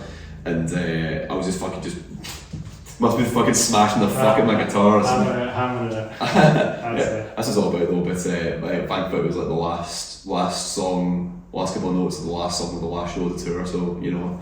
We're actually going to pick our guitars up tonight. Yeah, exactly. We've got stuff to do, so we need to get them out of the studio. Because they've been sitting up there for like, when did we finish the run? Like what? 2 weeks ago? Yeah, thereabouts. Yeah, so we've been lying in the studio for 2 weeks. Yeah, thankfully Danny has wiped the sweat off because his guitar since the Edinburgh show, so. That was hot. That was a very sweaty gig. Some sweat in the guitar song. I've got a photo. Did I show you the guitar? No. I've got a photo. Oh my god, it's so funny. It's the one Katie took. It's horrific. It's so funny though. We showed it to the podcast. What we always like say, can you overlay it? Can we send you an overlay it? Could do. Yeah, we could do that. Just be a wee quick. Yeah, we overlap. Yeah, exactly. A couple of seconds. I can always try and find it as well because it's such a like absolutely horrific photo. If we can try and get some try and get the editing a wee bit better. I'll try the Gmail real quick. The Gmail. Yeah. Let's see. Is it Katie? Was it me? Right, but I don't know if she sent it to us. I'm sure she did. Here we go. On the G drive. Yeah, it is. Yeah. Is this the? It's like the bottom one. This looks. Yeah. Oh my god. Look at you two, man. Look at that. It's like, it's so sweaty, man. Like, look at these two, man. They're like pigs and shit, honestly. Yeah. That's it. It's fucking just. Look at that, man. Like. Yeah. Oh. That's it. That's fucking just. I can send you that, man. That's just fucking. Yeah. That's it's so funny, man. But yeah. Massive shout out to Katie. Yeah. Katie's studio. Yeah. So class. Yeah, she was great. So she What kind of guitar is it then? So it's you did that. Your guitar. I actually don't know. It's an LTD. I know LTD sound. LTD sound string. Yeah, it's like a Matt You don't know your gear. No, I don't know my gear. The short and hit 000. I think it's like an NH101. Yeah, something like that. All the gear, no idea. It's me and Danny Code is one LTD endorsement because I play LTD as well. Yeah. Although ESP. That's That's LTD. Although EFT limited. I think in terms of we're talking about this. I've bought a solar guitar for recording. Yes. And I think I was kind of like they're a sort of brand that I feel like I would like try and Sorry get. to our window. Okay, exactly. Thank you. But I think they're a brand that I really like the look of in terms of like I think they make awesome guitars and stuff like They make that. some tech guitars, don't they? Yeah, they're lovely actually. And this one that I bought, it was for the recording of the new song we did. And it's got like an Evertune on it, so it doesn't ever It's still in tune to this day. It's been nearly about 8 months. It's still in tune. Is it? Yes. They still get it set back up. Yeah. I thought you'd make a song next to Oh yeah. But like it's ridiculous. Like I basically did the entire recording. It just felt like I don't know. I didn't have to touch the tuning pegs once. You check them occasionally just to make sure it's still in tune. Yeah. But like it was just so cool and like it just felt the entire process. I did have an ESP as well. I've got an ESP as well, and that's I don't know if I had an Evertune or not. Oh, okay. What model was it? It's an ESP I've got the signature model for Guy. Is it the kind of east, or the kind of less ball shape? Yeah, your cuts. With the blood splatter. Yeah, with the blood splatter. Yeah. No, not quite that. I've got the ESP signature model of Guy. It's actually Dust's guitar. Is it the black one? Is it the black looking at red outline? Yeah. It's got that in it. It's not Floyd Rose, isn't it? I think so, is it? Is it the whammy bar? Or is it hardtail, is it? It's a whammy bar. Yeah. Can't remember. See, because I love the whammy bar, but like, for live it's a pain in the dick. I seen Exodus at Woodstock in 2022. No, It's all before the pandemic started to go to Testament. And, I also seen Testament at Woodstock as well. I was with Stuart and Aidan from the band, and they basically didn't want to come and see any bands with me that day, so I just didn't watch them myself. I was phoning my dad like, I guess I'm watching them. Because my dad didn't like that stuff. So I was just like, because I feel like he got me into like Metallica, and now I'm like slowly finding like newer metal that he thinks is shit. New metal. Yeah, he like hates like the kind of modern stuff. Like I was trying to show him like Alpha Wolf and stuff, and he thinks it's just shit. He never gives that a go. He tolerates us at best. He tolerates us at best. Yeah. That's what he do. It's funny because like my mum and dad came to our remember the last show we did for the last year was the Glasgow Outtakes show. Again, that's got quite a full circle moment for me because we played a show with who was that? It was Polar, yeah, exactly. So Polar, I think they'd been away for a couple of years and came back again.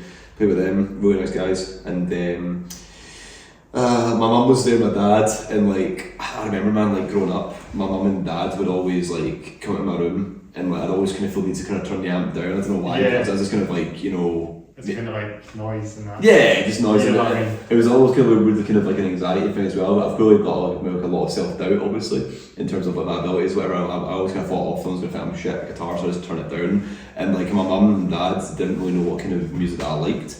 I think they kind of knew I liked music, but didn't know what kind. And then suddenly, like when we bought the EP out, everyone was like, "Oh, so this is the music you like."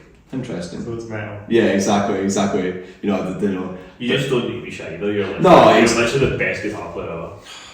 I know, I'm backing up. But that was a nice moment for me. So I have mum and dad there because mum and dad bought like my first guitars and stuff like that. And I think growing up, I wasn't really too sure what I wanted to do. What guitar do you play then? So I play ESP LTD. So it's Andy James. Before he moved to Kiesel. Before he moved to Kiesel, he had like a signature series guitar. He's with BC Rich now. Is he? Yeah. Oh fucking hell, I didn't know that. But yeah, so he had a signature model, and it's lovely. Actually, I remember I found it on like Reverb or Gumtree or something like that. I travelled down to England to go get it, and it's been like my mainstay guitar ever since. Like I say, I'm probably trying to maybe switch up to solo guitars in the next few bit because from what I've seen, like it seems like they are quite receptive to having like artists and like an endorsement sort of thing. So I feel like as the band is kind of progressing a little bit, you kind of think like well, it's now the time to try and associate yourself with brands. Just see what happens. Yeah. No expectation, obviously, but see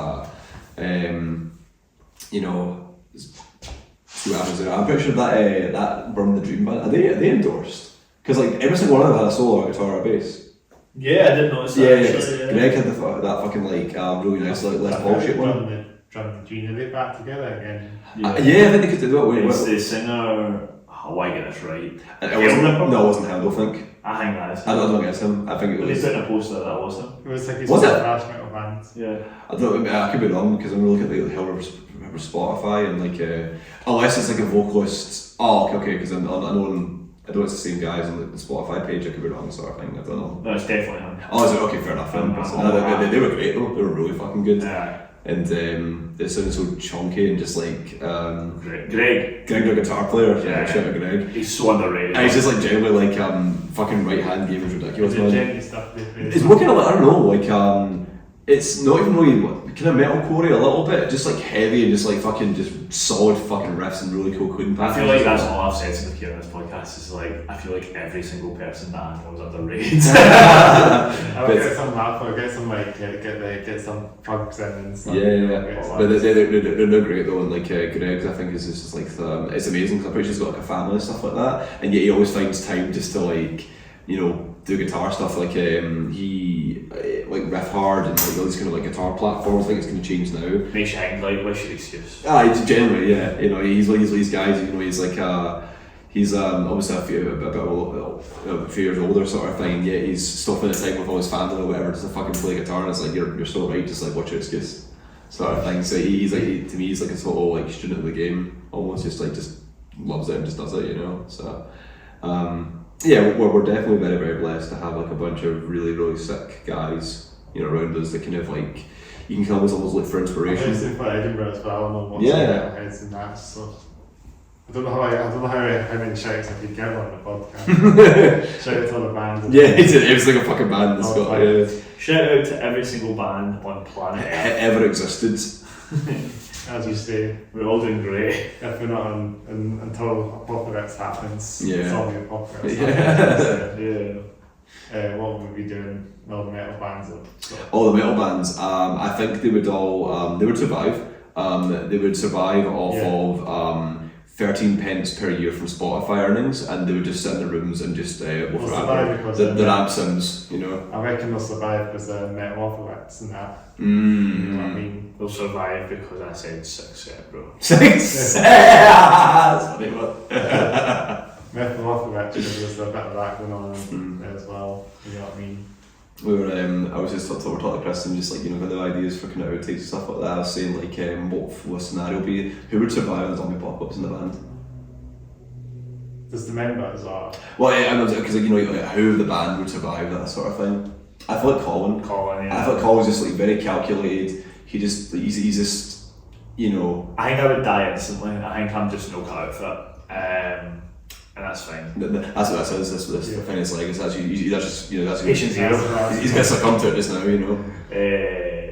Aye, Colin would survive. I feel like I don't know. Stuart would like survive for a little bit, and then just through you know him thinking he's all smart or sort of I've got this figured out. You know, just be like just get him.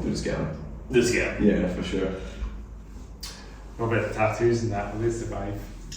Skate that. Skate that sort of thing. Skate that.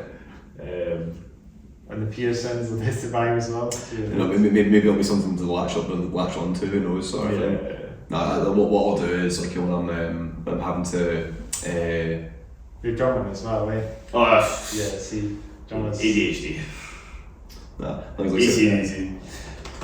We've got a drummer in the house. Well, see, actually, what's really interesting with Danny is like he can actually play like the kind of. I don't call it a breakdown for one. I can see the end bit of one. Yeah. I can play that. And Colin gives me a hard time, so no, you can't. I can. Yeah, I actually couldn't believe it, man. I remember one day we were like, was it Take Today's rehearsal space? Yes. We were hanging out with like Cameron and stuff like that at the time, and he just fucking started doing it. I was like, what the fuck? I didn't know you could do that.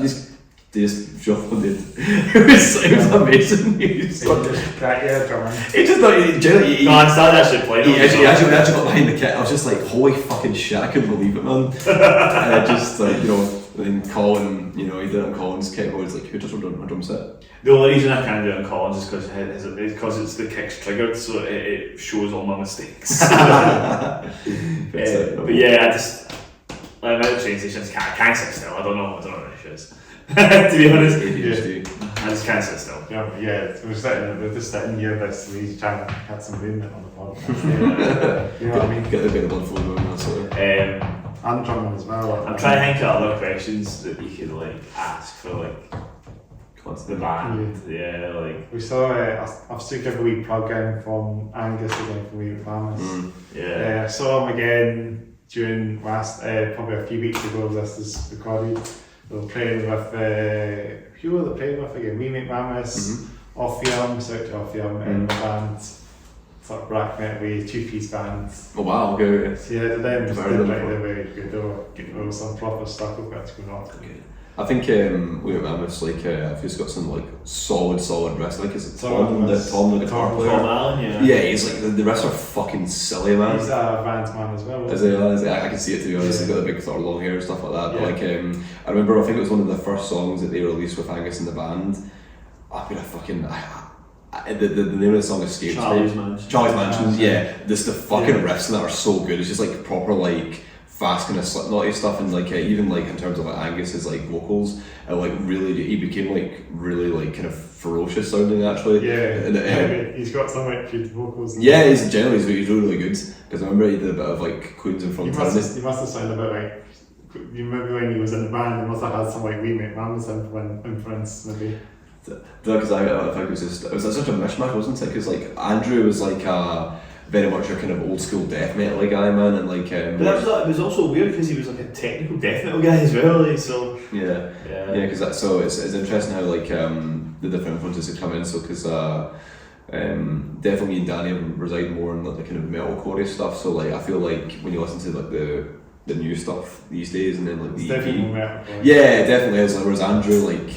Wrote songs like Scorned is like the only kind of recorded song with that he wrote. That's still on Spotify and stuff like that. So he also had songs like what was it? Fucking what's the we joked him over rip off Cannibal Corpse. What was the song called again? Hammersmith Face. Around so that is Hammersmith Face. Yeah, it generally like it's quite funny. I didn't notice at the time, but like some point now like oh yeah, that's actually something like that. But he definitely wrote a lot more kind of more like I don't know, like technically kind of or kind of death metal like stuff. He was like super necrophages and stuff like that. But that song has some really fucking solid like melodic parts. Even like Confide, like I remember Dylan had the lead part, the kind of that he wrote, and then Andrew came in with just the octave part instead, and it sounded way better. Like well, not way better, but it sounded like more kind of melodic. I always feel like. Yeah. So yeah, the band's been definitely through like a couple of iterations, but for now, outside of those long pockets that we like to say, hopefully long may it continue. That's it. Yeah. And I've seen going back to the plug again. I've seen it. I was saying about Wee Angus again. That gig was sweating hot as well. Yeah. He actually had, he was shirtless. Fuck's sake, we're all getting shirtless. Yeah, he was shirtless. Is it Legends you said it was? Yeah, it was. I don't like it had the aircon on. Yeah, because they're a 4-piece, right? Yeah, Wee McMahon's yeah. I've not seen like bass players. I was gonna say the bass player looks fucking ridiculous. Well. I'm not too sure, but it was it? Yeah, it's oh yeah, because I'm pretty sure he's like a 6-string. He just looks fucking ridiculous, man. I know you way. He goes to tapping as well. Yeah, the sound is just fucking crazy, honestly. So got a bit of kindness going on. Yeah, exactly, yeah. But yeah, Angus was a good vocalist, man. Good guy around as well. He does that swear words in that Angel of Death kind of thing that I can't remember what it's called again, but I've seen Wee McMahon's plenty of times. There's like a Tom Lyon scream he does. Oh really? Yeah. Then there's the last song that just sounds really good. That's who's sick. That's my favourite one. I like to play that song all the time. Yeah, it's super a good song to play at the start. Because obviously they only have they've got it's 2 songs out in a minute on Spotify. I'm pretty sure. I think so. Yeah. So hopefully they can kind of get more stuff out there. Yeah. Because I think what you were kind of saying is it's kind of cool to see the different offshoots of what people kind of do post the band, because obviously there's us, then there's Wee Mammoth, there's Insect Wonder, and there's the Sacrificial Buddy as well. Yeah. They're really cool actually. Like so give a shout to Pat Cannon as well. Pat Cannon? Yeah. We used to share theirs. We did actually, yeah. So see, they rehearsed a place in Glasgow. We all kind of shared a room with them at one point before we moved out to get our own space. It's interesting. So our space in Glasgow, Stuart and Colin were in a band, so drummer and vocalist in our band. Yeah, and they had a band called Deadly Inscription beforehand, and they had a rehearsal space which is now our space, and they were gunning to get it back when it became available. Whereabouts is it you rehearsed in? In Hillington. Sort of things. It's one of the places there, so it's just local in Glasgow. But when it became available, Stuart was like straight back on it, or we're getting this room, and I think he said like even if the band discontinued, he's never giving it up. He's just going to rent it out himself. It's just so hard to have, because this is what I do with the podcast as well. I went out some of the rooms for the time, so. Stuart's so funny, man. Here we go. He's laughing about Stuart. I love that voice so much. I'm never giving it up. I'm never giving it up. It's such a class space. It's like we could. It's like a social space. It's got like couches and stuff like that, and like we could literally have a gig in there if we wanted to. Try lots of new shit. Well, we've always done a video on there if we wanted to. Just get it fucking trashed. I might have a Pretcham somewhere. I think I've got somewhere, but I might get it out. What's the story? Pretcham, I've got a Pretcham somewhere. You know the guy from Green Theatre? Oh yeah, I've got those pics actually. Yeah, the jazz freeze. I've just realised I had that one on my wall and it's got another wee shout out to Damasio or whatever Dario. shout out to them for the Pretcham. Yeah. The camera can pick it up. I've got those eggs. I can put it under, as you'll say, I can put it under. Maybe that's a bit, I'm not sure, I'd be hard to take it off. Just in case you need it, sort of. I might put it under Dan. Sit for later. Put it under there. That crevice. Crevice. Yeah, see that's right. Nice. The lip. There we go. That's it. Because bro, you got a picker. There we go. There you go. You know, that's your guitar pick. That's what they should do. You just keep it in for the rest of the podcast. Don't put it top of that up. Put it in. Can it go in a bit more? That's as far as I'm going to go. Take the sole off my shoe. Okay. It's a kid's slice of it. You don't know. There we go. Well, we've got Pretcham on the podcast. Shout to them. Shout out to Damasio over it. And Green Theatre. It's really good Pretchams actually when I was playing guitar. Yeah, they were quite comfortable. They were quite compact. yeah, because is it jazz freeze you use? I use Jazz Freeze. Is it small one or big one? Yeah, because me and Danny for years I think we were using the tiny wee jazz freeze, and then like we found they're the exact same shape as those ones there, and the same sort of thickness. They're basically the exact same ones with red, yeah, and just like because we obviously played quite hard on the band. They must break stuff. Well, I mean, I don't know. I think like maybe I'm not playing hard enough, but that time that was the first time you break on a string ever. Actually, was that show at the very end. Actually, maybe I'm not playing as hard as I thought I was. So you just step my shit up, you know. But it's I should just try to be be as intense as we possibly can be, you know. I feel like probably the most intense member of this band is Colin. I'd say I feel like Colin. Like we get a lot of comments saying like people they're probably joking because our drummer carries our band. It's true, you know, he carries us, but Colin's a very very intense drummer, man. I can't believe you said that just to put it out on the internet. If we get Molly, we'll be drumming away on this podcast probably. That's probably what we can do, have practice drums, drum practice in the drums of this podcast. Oh, good luck trying to get in front of you. Yeah, exactly. Good luck. You didn't talk to the press. So yeah, I'm a drummer as well. Yeah, actually. That's cool. No, I'm not. Yeah. I'm not going to pretend. I can program drums a little bit, but certainly not like anything beyond that. Like, it's quite funny because when I write demo songs, maybe I shouldn't do it, but like I think for me I need to hear the fully kind of realised idea. So I'll go in and write demo tracks of drums and then call them like, yeah, I'm playing that. I'm playing something different. I'm like, okay, fair enough. You have to kind of improvise a little bit. Yeah, do all this, I feel like I mean a lot of time when I write drums now, I try to almost lean into his sort of strengths. For example, in the other side of the mirror, like it literally opens like has like a really long blast beat, and it sounds like so I feel like that with me can lean into Colin a bit more. Just let him cook, basically. Just like because Colin is a fucking amazing drummer, honestly. Yeah. You can write his drumsticks or something like that on the podcast. Best drummer ever. Just practicing with rudiments on cam, you know. Yeah. I always see him like backstage before we're going. We should mention Perpetua once again because I know the other two guys are actually in another band. Jack and Kieran. Really? Yeah, they're doing Big Iron now. I don't even know Perpetua anymore. No, they're not. Oh no. I'm just saying on because I'm pretty sure that when you're saying that we've actually said it on video episodes that they're both in Big Iron. Yeah. I love Kieran. Really good. It's something completely different like the ball game. Oh yeah, because like it's very like they look like proper genty, like you know, like when you're playing like you know genty metalcore, and like they're just. Those are having fun. I feel like that's like they're having more fun. I think. And the I feel like that's the thing about metalcore. I feel like it's more serious than music.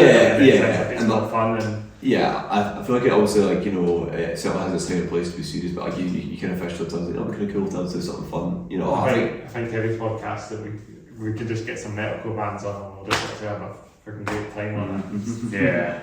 Shows the personality a bit more. Yeah, exactly. I feel like I always describe like the band or like metal music people that are uninitiated to metal music is like, you know, the music's really intense, it's often quite dark, or kind of sort of more kind of brooding subject matter, but then everyone behind is a fucking teddy bear. I remember generally like see,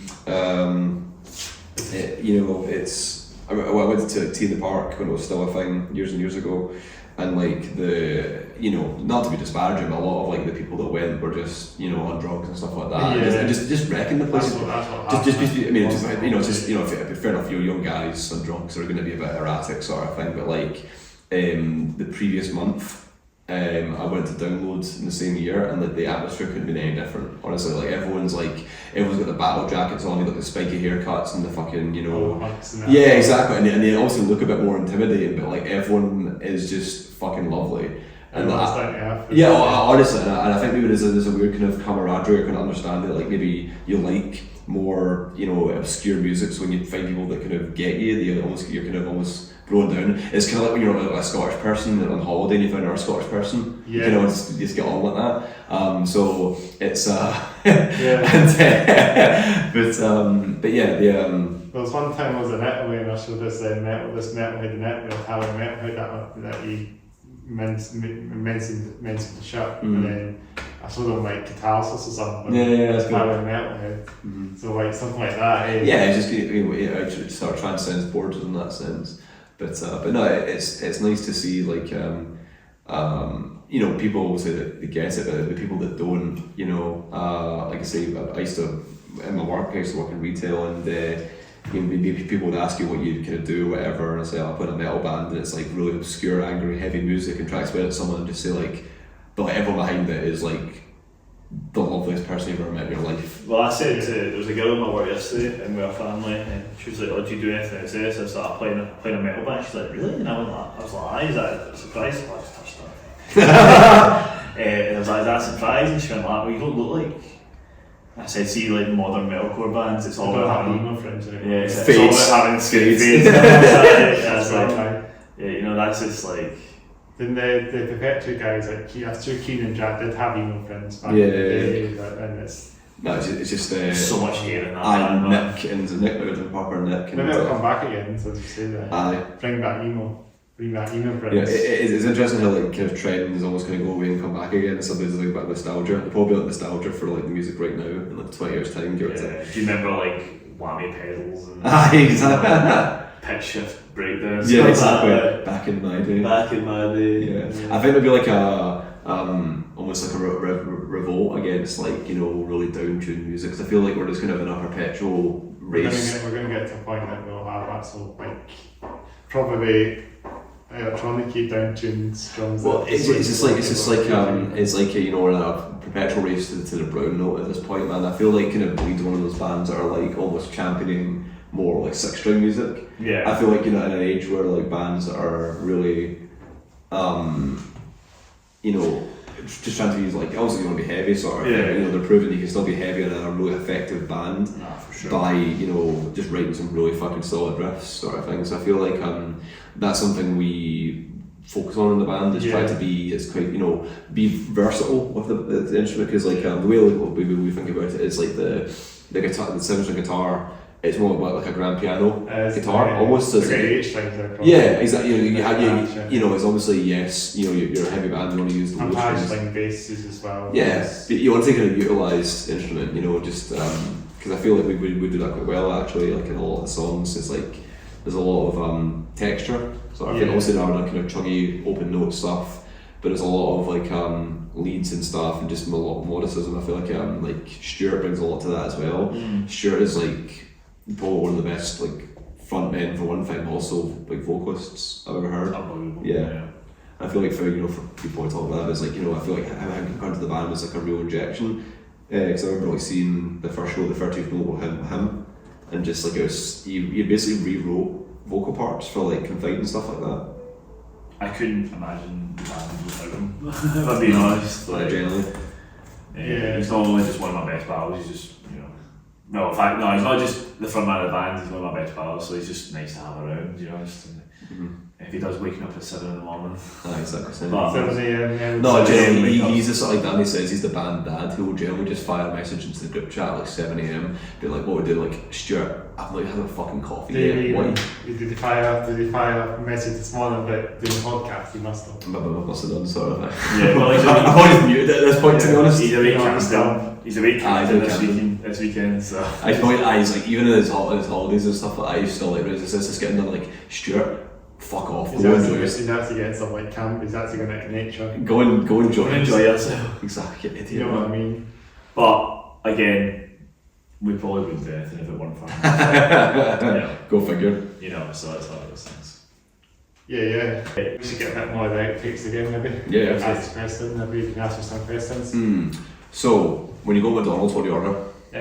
So I'll do a, chicken out meal with Diet Coke. good old 9 nuggets and I think regular chips. Not 20 nuggets, no? No, I actually have tried 20 chicken nuggets, but fuck. It's a lot, isn't it? Do you try? Have you done that? See, I think I'll go local for a burger more than the 20 nugget meal. I should have had that wee cut with us today earlier off the camera. I think you found it now.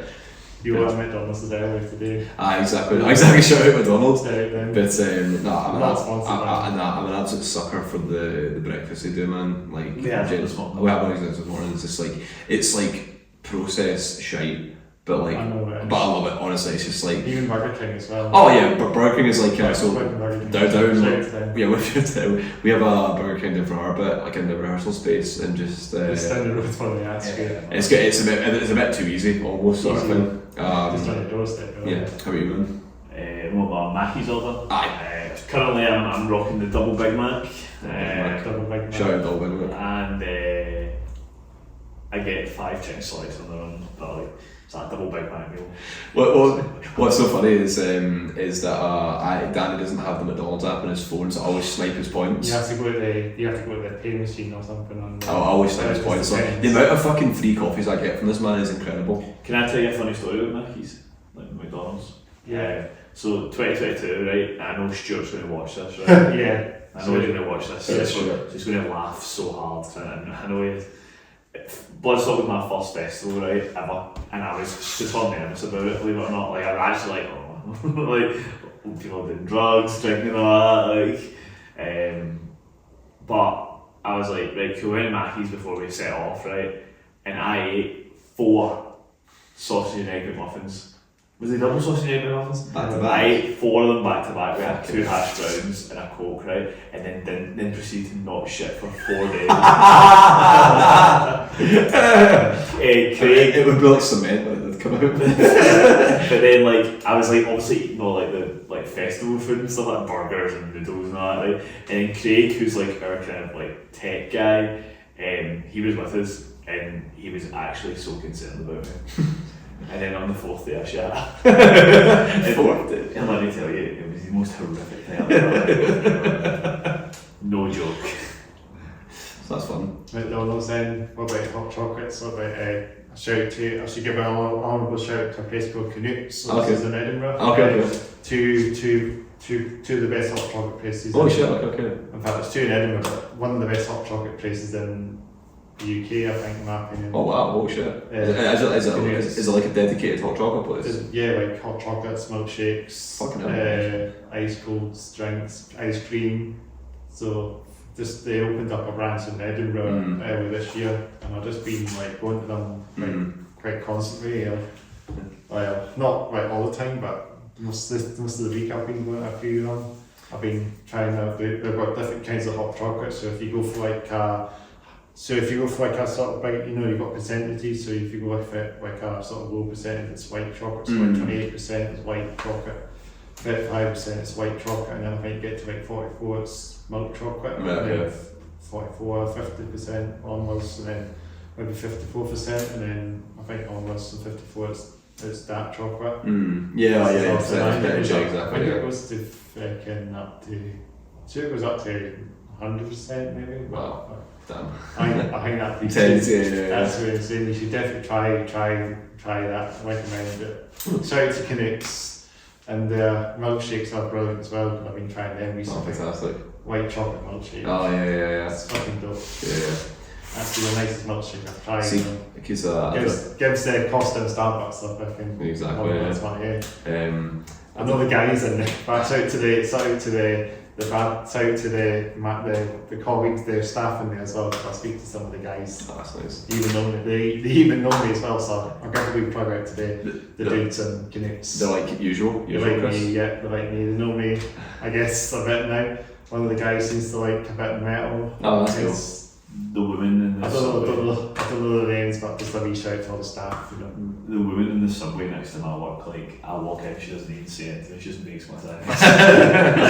But like it's like it's because I've been so much, she goes like that, she goes like usual, and I go the usual, yeah, and she that's what I've been actually having. The usual, the guys in Commutes have said there's that same chocolate to me because they know me. Yeah, that's so cool. Probably been there maybe 3 times a week, maybe. I don't know. I feel it's a bit pricey, some of the chocolates. It's good though. It's good It's though. fucking good. Certainly the hot butter ones. Starbucks and Costa, you know. I feel like ever since like kind of as an adult started drinking coffee, I've kind of fallen off the whole hot chocolate thing. Makes the hot chocolate and the hot chocolate man, if you're asking me. Yeah. Get hot chocolates. Is my preferable drink. Wow. Non-stop, I would give hot chocolate. I'll get hot chocolate any time of the day. I think it's more so like a symptomatic of a caffeine addiction apparently. Might even get one here as well. There you go. But yeah. I've had a lot of questions, man. Hot chocolate. Hot chocolates. We were saying something a while back, I think when we spoke at the gig, we were going to say a few things as well. Because we spoke quite a while at the gig. Yeah.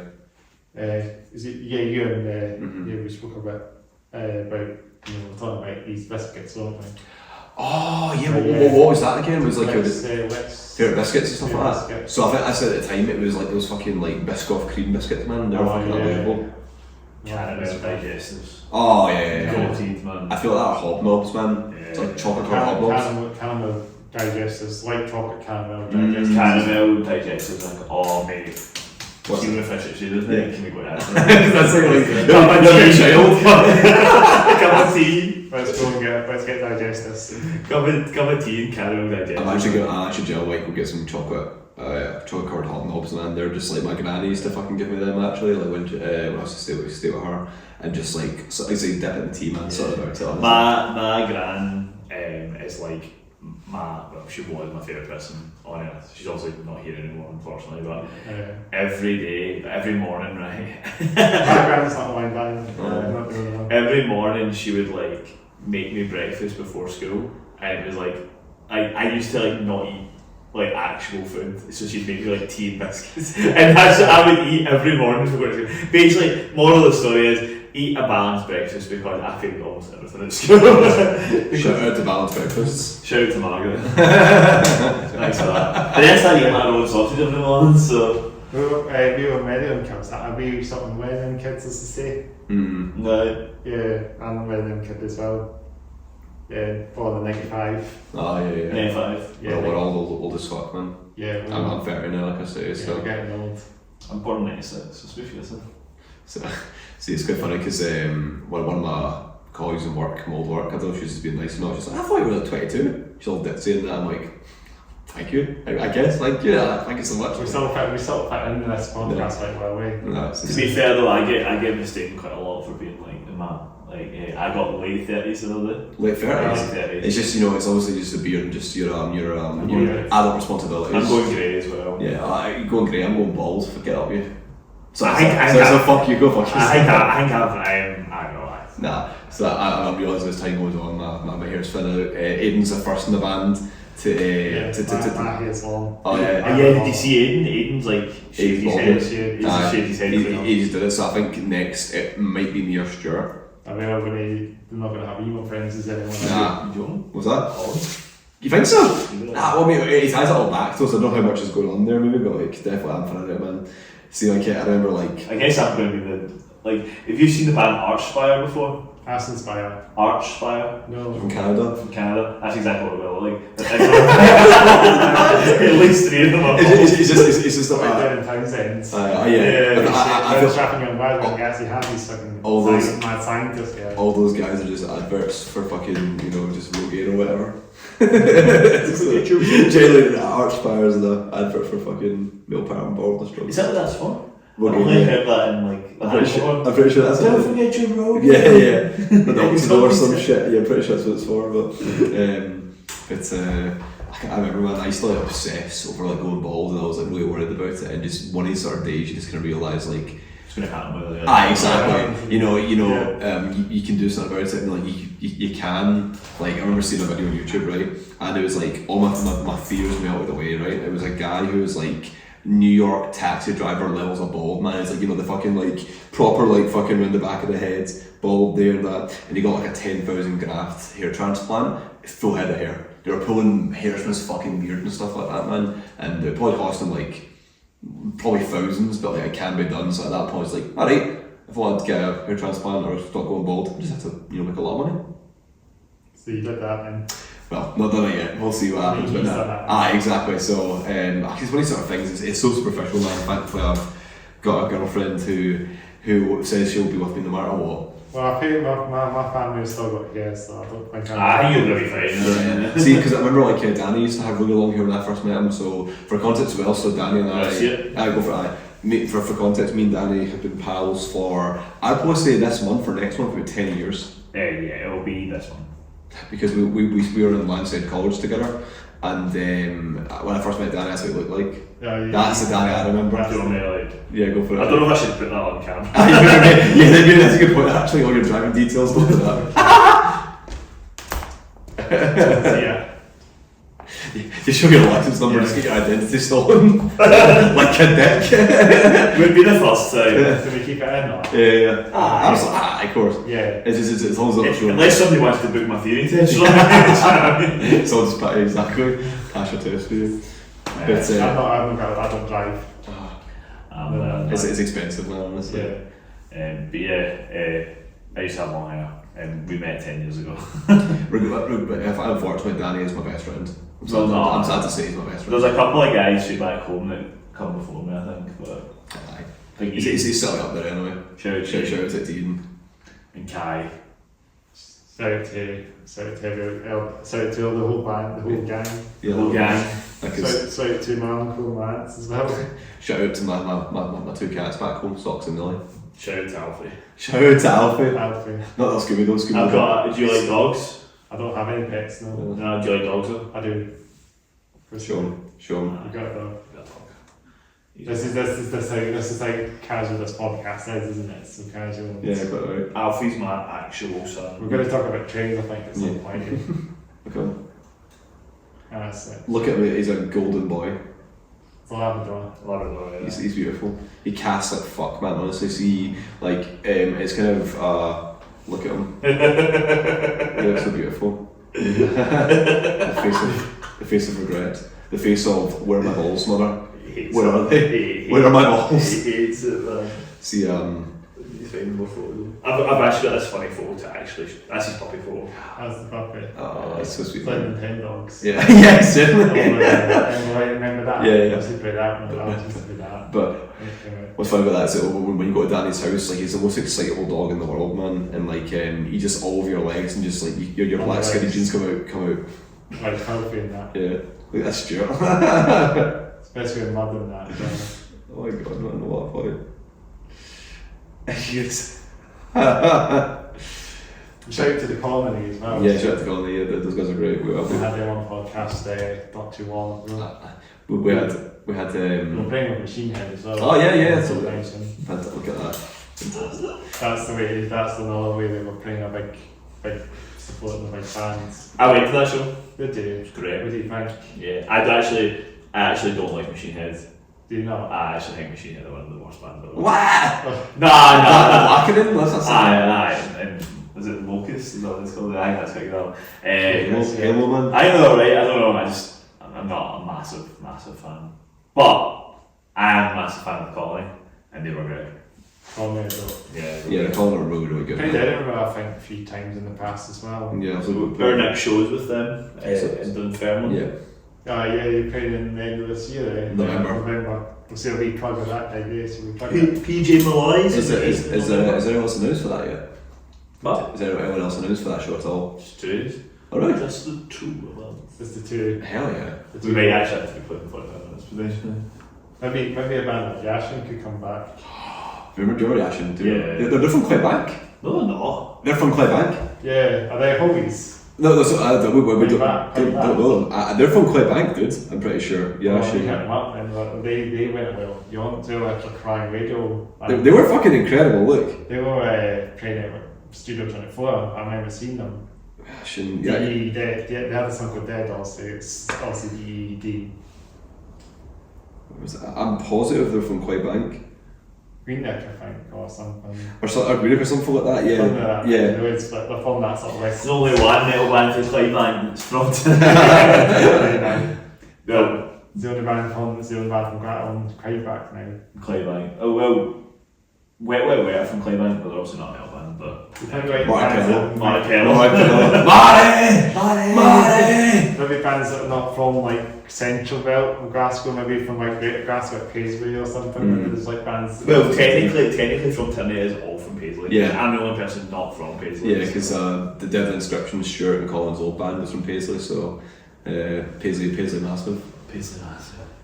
Because I think the members did stay elsewhere as well, some of the Colony members, but yeah, we had them on, we had the two brothers from Colony, they look like they... It's funny because like I feel like I've chatted to them like at the gigs and that, and like I'm like I still haven't worked out the difference just yet, so I'm just like, I feel like the next time I'm going to go to like I'll meet them and like, oh hey there man, we're chatting the merch desk, like, you know, last guy, like, no we weren't. Like, oh, it's your brother. Ah, okay. I feel like I'll do that one day like a fucking dick. Because like, see when we're at the merch desk, I judge always who. I'm positive it was so Ricky's the drummer, right? Is it only me that can tell them apart? I think the thing is because you know them, sort of thing. Okay. And Ricky's the drummer. Ricky's the drummer, Aaron's the guitarist. Yeah, that's what I'm positive was Aaron. Aaron is also like insanely sick. Yeah, he's very good. The one I spoke to is Connor, the guitar player, I'm pretty sure. And Pete. The boy. I love that guy. I love him. He's so funny, man. Yeah, I love him so much, man. We went to that fucking show in Sandals, like there was like... He just got off the fucking plane for Ibiza, man. It's like that would be good to make, so he can come on the Sandals on the podcast, that would be... Well, that's his thing. That's his thing. It's like he's been on hard. His get up, yeah. He's walking through the fucking, you know, where the arches are in Glasgow, fucking... Did you wear sandals on that? Yeah, chilling. On the Machine Head one, did you have to wear sandals? I wore his trainers, or his boots. Boo! Loser. I wonder if he'll plug in with sandals on it. Play the sound of the band Sandals, represent. Yeah, I'm trying to get the kind of questions, man. What is your favourite indigenous bird species? Indigenous bird species. I was going to say one of them, but one best. I would say a buzzard, man. Solid Is it an ostrich one? I do like, don't mind like, I'm trying to think, I do like buds, but I like blackbirds are nice. Sound. What else? Pigeon, wood pigeon. Pigeons, man. I took a picture of a pigeon the other day. Shiny, is it? Wood pigeon as well. Wood pigeon, I yeah. was watching them actually singing in the garden every morning I hear this, so that's satisfying. See, I was like my pal. Look at that staunch lad. Look at that fucking belly, man. It's like that pigeon eating well. Was that the space? Yeah. That's so funny, man. There's outer space as well. There's like a bunch of like a seagull colony. I guess I don't know, a nest or something like that. Yeah. And we're supposed to go up on the roof in our space. Like they did swallow your jelly, like because I think if you got close to their nest, they had like babies that were getting born. What's the buds shit on the top of Oh my god, yeah. Like, it's basically when they get showered. Yeah. But okay. He's the spikes on the top of it. Favorite cloud formation. I'm joking. No. Favorite crowd formation. There's It's overcast today. Did you remember that? Did I show you that guy I Bought the Sky? Yeah. And like it's an artist. It's like he's like a metal kind of instrumental guy from Australia, and all his song titles are the different types of cloud formations. I didn't know there's so fucking many. There's like 2 albums worth of cloud names, like That's right. Stratus, you know, stuff like that. Crowd Caravan. Yeah, it's a Cumulus, Yeah. Stratus and stuff like that. Yeah. It's like wild, and there's so many different types. And like, if you Google them, they look metal as fuck. I Genuinely. know I've had I've had a band named Crowds on this podcast. Crowd Caravan. Crowd Caravan. Crowd Caravan. Yeah, that's another band. Ah, okay. So, I want to shout out to those guys. Shout out to everyone today. Shout out to all the bands named after crowds. Crowds. Good. You know, crowd bands seem to be out there, don't they? You know what I mean? Any other questions to be asked after you? Or did you go to Transport Museum? No. Is that one of them? Museum. Is that one of them in Glasgow? Is it? Yeah. I've never been. No. I've been around. You never. I've been there a few times actually in the past. That's good. If you go along the crowds, I know they had it in Kevin's Hall. Was it before it was in Kevin's Hall or something? Kevin's Hall, yeah. Yeah, but maybe it's a new place. I've been. It's really good. I recommend if you like trains and buses like we asked this on the podcast. Get yourself to the Transport Museum. I've seen the thing in this. Reason video. Was that right? Did you on the ScotRail train? Yeah, you know, or and even in Transport Museum. they get the guy will be like finishing the shot. The guy will like end of the line, get off. So we'll do the podcast. Great Terminates here. Or maybe like when we want to film the video, but the train's not showed up yet. So we just do it on the platform instead. Yeah, and then do the podcast. I feel like people give ScotRail a bit of a shite time. No, I'm sure they're not that bad. Yeah. What's that face? Shout out ScotRail. Thanks for making me. Road drives. Thanks for making me on time to work. But Glasgow's quite quick anyway on the train. I know. So it's not bad. If we can do a more frequent service from Paisley, kind of that'd be great. You got a calf cut, haven't you? Calf cut. Yeah. That goes along to the. It's not really that long the line. It's more like it's on the other side. Is it on the Quaid or is it on? Does it go on the Quaid or is that the Glasgow subway? Speaking of trains, man, like this is such a weird like thing to bring up, but another band I really like from Glasgow are Belgrove. Do you know Belgrove? Sounds like a train station. No, it's a train station because they're kind of like a sort of band, kind of like metalcore almost. I guess you could say. They're actually their dad and their singer. He opened a coffee shop in Dumbarton, and it's so cool because it's like, you know, Dumbarton's like just like one of these wee fucking towns, man. And just there's basically nothing really there from what I can tell, and there's this cafe themed around alternative music, and it's like, I guess it's almost kind of like if Catty did a cafe, almost kind of like, that's the way I look at it. But they're a really good band. They did a repeat season actually. Yeah, they're great. They're really fucking good. The recent song had Thomas from Below the Neck on it. Huh? It's like, I like them because they're kind of like what I'm talking about, that kind of almost like drop C uprising, almost a little bit. They're still doing drop C and stuff like that. So. Drop C, yeah. Heaviest guitar tune on the planet. I feel like drop A sharp actually would be the heaviest. Man, we've got a lot of American new American heavy metal bands doing that. I just think of Kill Switch. That's what I think of. I'm thinking about Tyranny as well, and Machine Head and not Machine Head. OG from Tyranny. Drop C. Did you? Yeah, we were drop C. Do you remember at one point you were like trying to beat the like D standard, and you just tuned up for one thing, and you realised you just played the power chord on one fucking thing, just do that instead. Andrew kept telling me that, and I was just like, yeah, I got reaching for that. Maybe if you're doing a few songs in between drop D and C, that thing. Yeah. D standard or whatever, but suppose you got your pickup, yeah. Floyd Rose, as you say. It is I use like Floyd Rose. You were saying about it. For the shows, it's cool to have maybe as like a home thing or studio thing as someone who doesn't have like a guitar tech on hand to help out if something goes wrong. It's a fucking logistical nightmare, man. So, for example, I've got a song we play called Scorned, and there's a solo for that where I use the Y bar a little bit, but I just decided just to patch it and play it with a 7-string instead, because just having 2 guitars to carry for one thing, you know, it's just a bit of a... I did tell him that. I did listen. I did eventually listen. Eventually after like... You have to put on wheels or something. Put up the wheels? Oh no, it's just more so like... I should just pay someone just to do it to carry it around for me, but it's just more so this the fear in case I break a string or something like that, and I'm just fucked for the rest of the song, you know. So, yes, 7-string boy just played the whole thing. Actually sounded pretty good. I'm quite happy with it. Yeah, you were good. Yeah, the Glasgow show, I fucking nailed the solo. Well, I told you were going to be.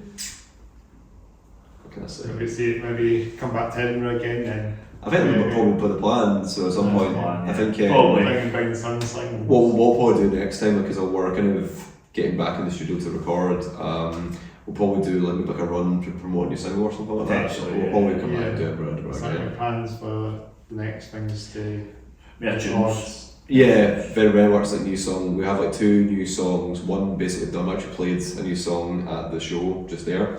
We've got another song that's kind of basically instrumental. It's written in terms of like the guitars and stuff like that. I haven't visited with Colin, our drummer, yet. Still needs lyrics. We've got like a literal Dropbox full of like an album of music of just wee song ideas and stuff like that. So I think we need to kind of probably pick the best that we think. But and we're probably going to be a bit man, but like I'm really excited for what's happening next. Yeah. I think. Don't want to give too much away. Yeah, I don't want to give too much away, sort of thing. But there's a lot coming. Big things coming. Watch this space. Watch the space. Shout out to bands that say big things coming. Social media, maybe a big tour coming up. Yeah. Maybe. Shout out to Mark Zuckerberg. Read from a friend, maybe on the bill, maybe. You don't know. Support. I'm joking. Joking. Yeah, that's it. That's the spoiler. Nah, I don't know if I could cut this in for 2 months. It's in. Nah, jokes. Maybe see what happens. Yeah. Keep it to the social media side of things until it's the nice, I guess. So just work quietly in the back. If I tell you everything now, how will I get to cut a post up later with just a singular date and a eerie video? Exactly. Give away podcast exclusive, I guess. Yeah. Good stuff, man. Yeah, so we kind of wrap up, I guess, at some point. Yeah. So we talk about. Well, like I said, it's okay when we wrap up now, man, because like I said, we'll really get going. We can just quickly tap where you can find your social media stuff. And that's cool. We'll go for that. And then cool. If you want to maybe just that's good sort of thing. Like. So I've normally end the podcast with my saying, but just thanks for watching or listening to the Hats Off Your Down podcast episode 61 from Attorney. If we're not reaching it. Yeah. Make sure to like the video, comment below, subscribe to the YouTube, subscribe to the Hats Off Your Down podcast, turn on the bell notifications. You can see it together as well. Don't forget to like, comment, subscribe, and turn on bell notifications. And follow us on Facebook, Instagram, and TikTok. TikTok, big things coming there. All the links will be in the comment section or in the bio. And we can send you the links and all that stuff. And thank you, Chris, for having us. Thank you. This is really fun, actually. It's been absolute. This has been like, I think, since again, the band's sort of changed. Like, this is the first interview. First podcast. Generally, sort of thing. It's always a good way just to keep us going and just. I'm always happy to just get any bands on. Not everyone can go, but as much as we can, I can always just hit you guys up and just get as many as you can make it and that sort of thing. Absolutely. That's really the best thing to do it. I feel like if we want to get moving with more of the guys on. Let's do 2.0 episodes. Yeah, absolutely. And like generally see like if we're coming, what do we do? Is it just maybe we all come early sort of thing? Yeah, probably that would be ideal. But then I'll have to just get back to you on the availability. But we could do it here. And it'll happen in the meeting room. That works, man. Yeah, let's do it. Let's get the whole band on note. I think we want to do it as well. Cool. I must have to stretch my horse as fucking killer. Make sure to check out this How You Should Do channel to your headbang as well. And that's the last. Should we get a thumbnail? Yeah, let's get some fist bumps. Okay. Fist bumps. Yeah. Fist bumps. Yeah. We're going to take a refill. Yeah, should we get.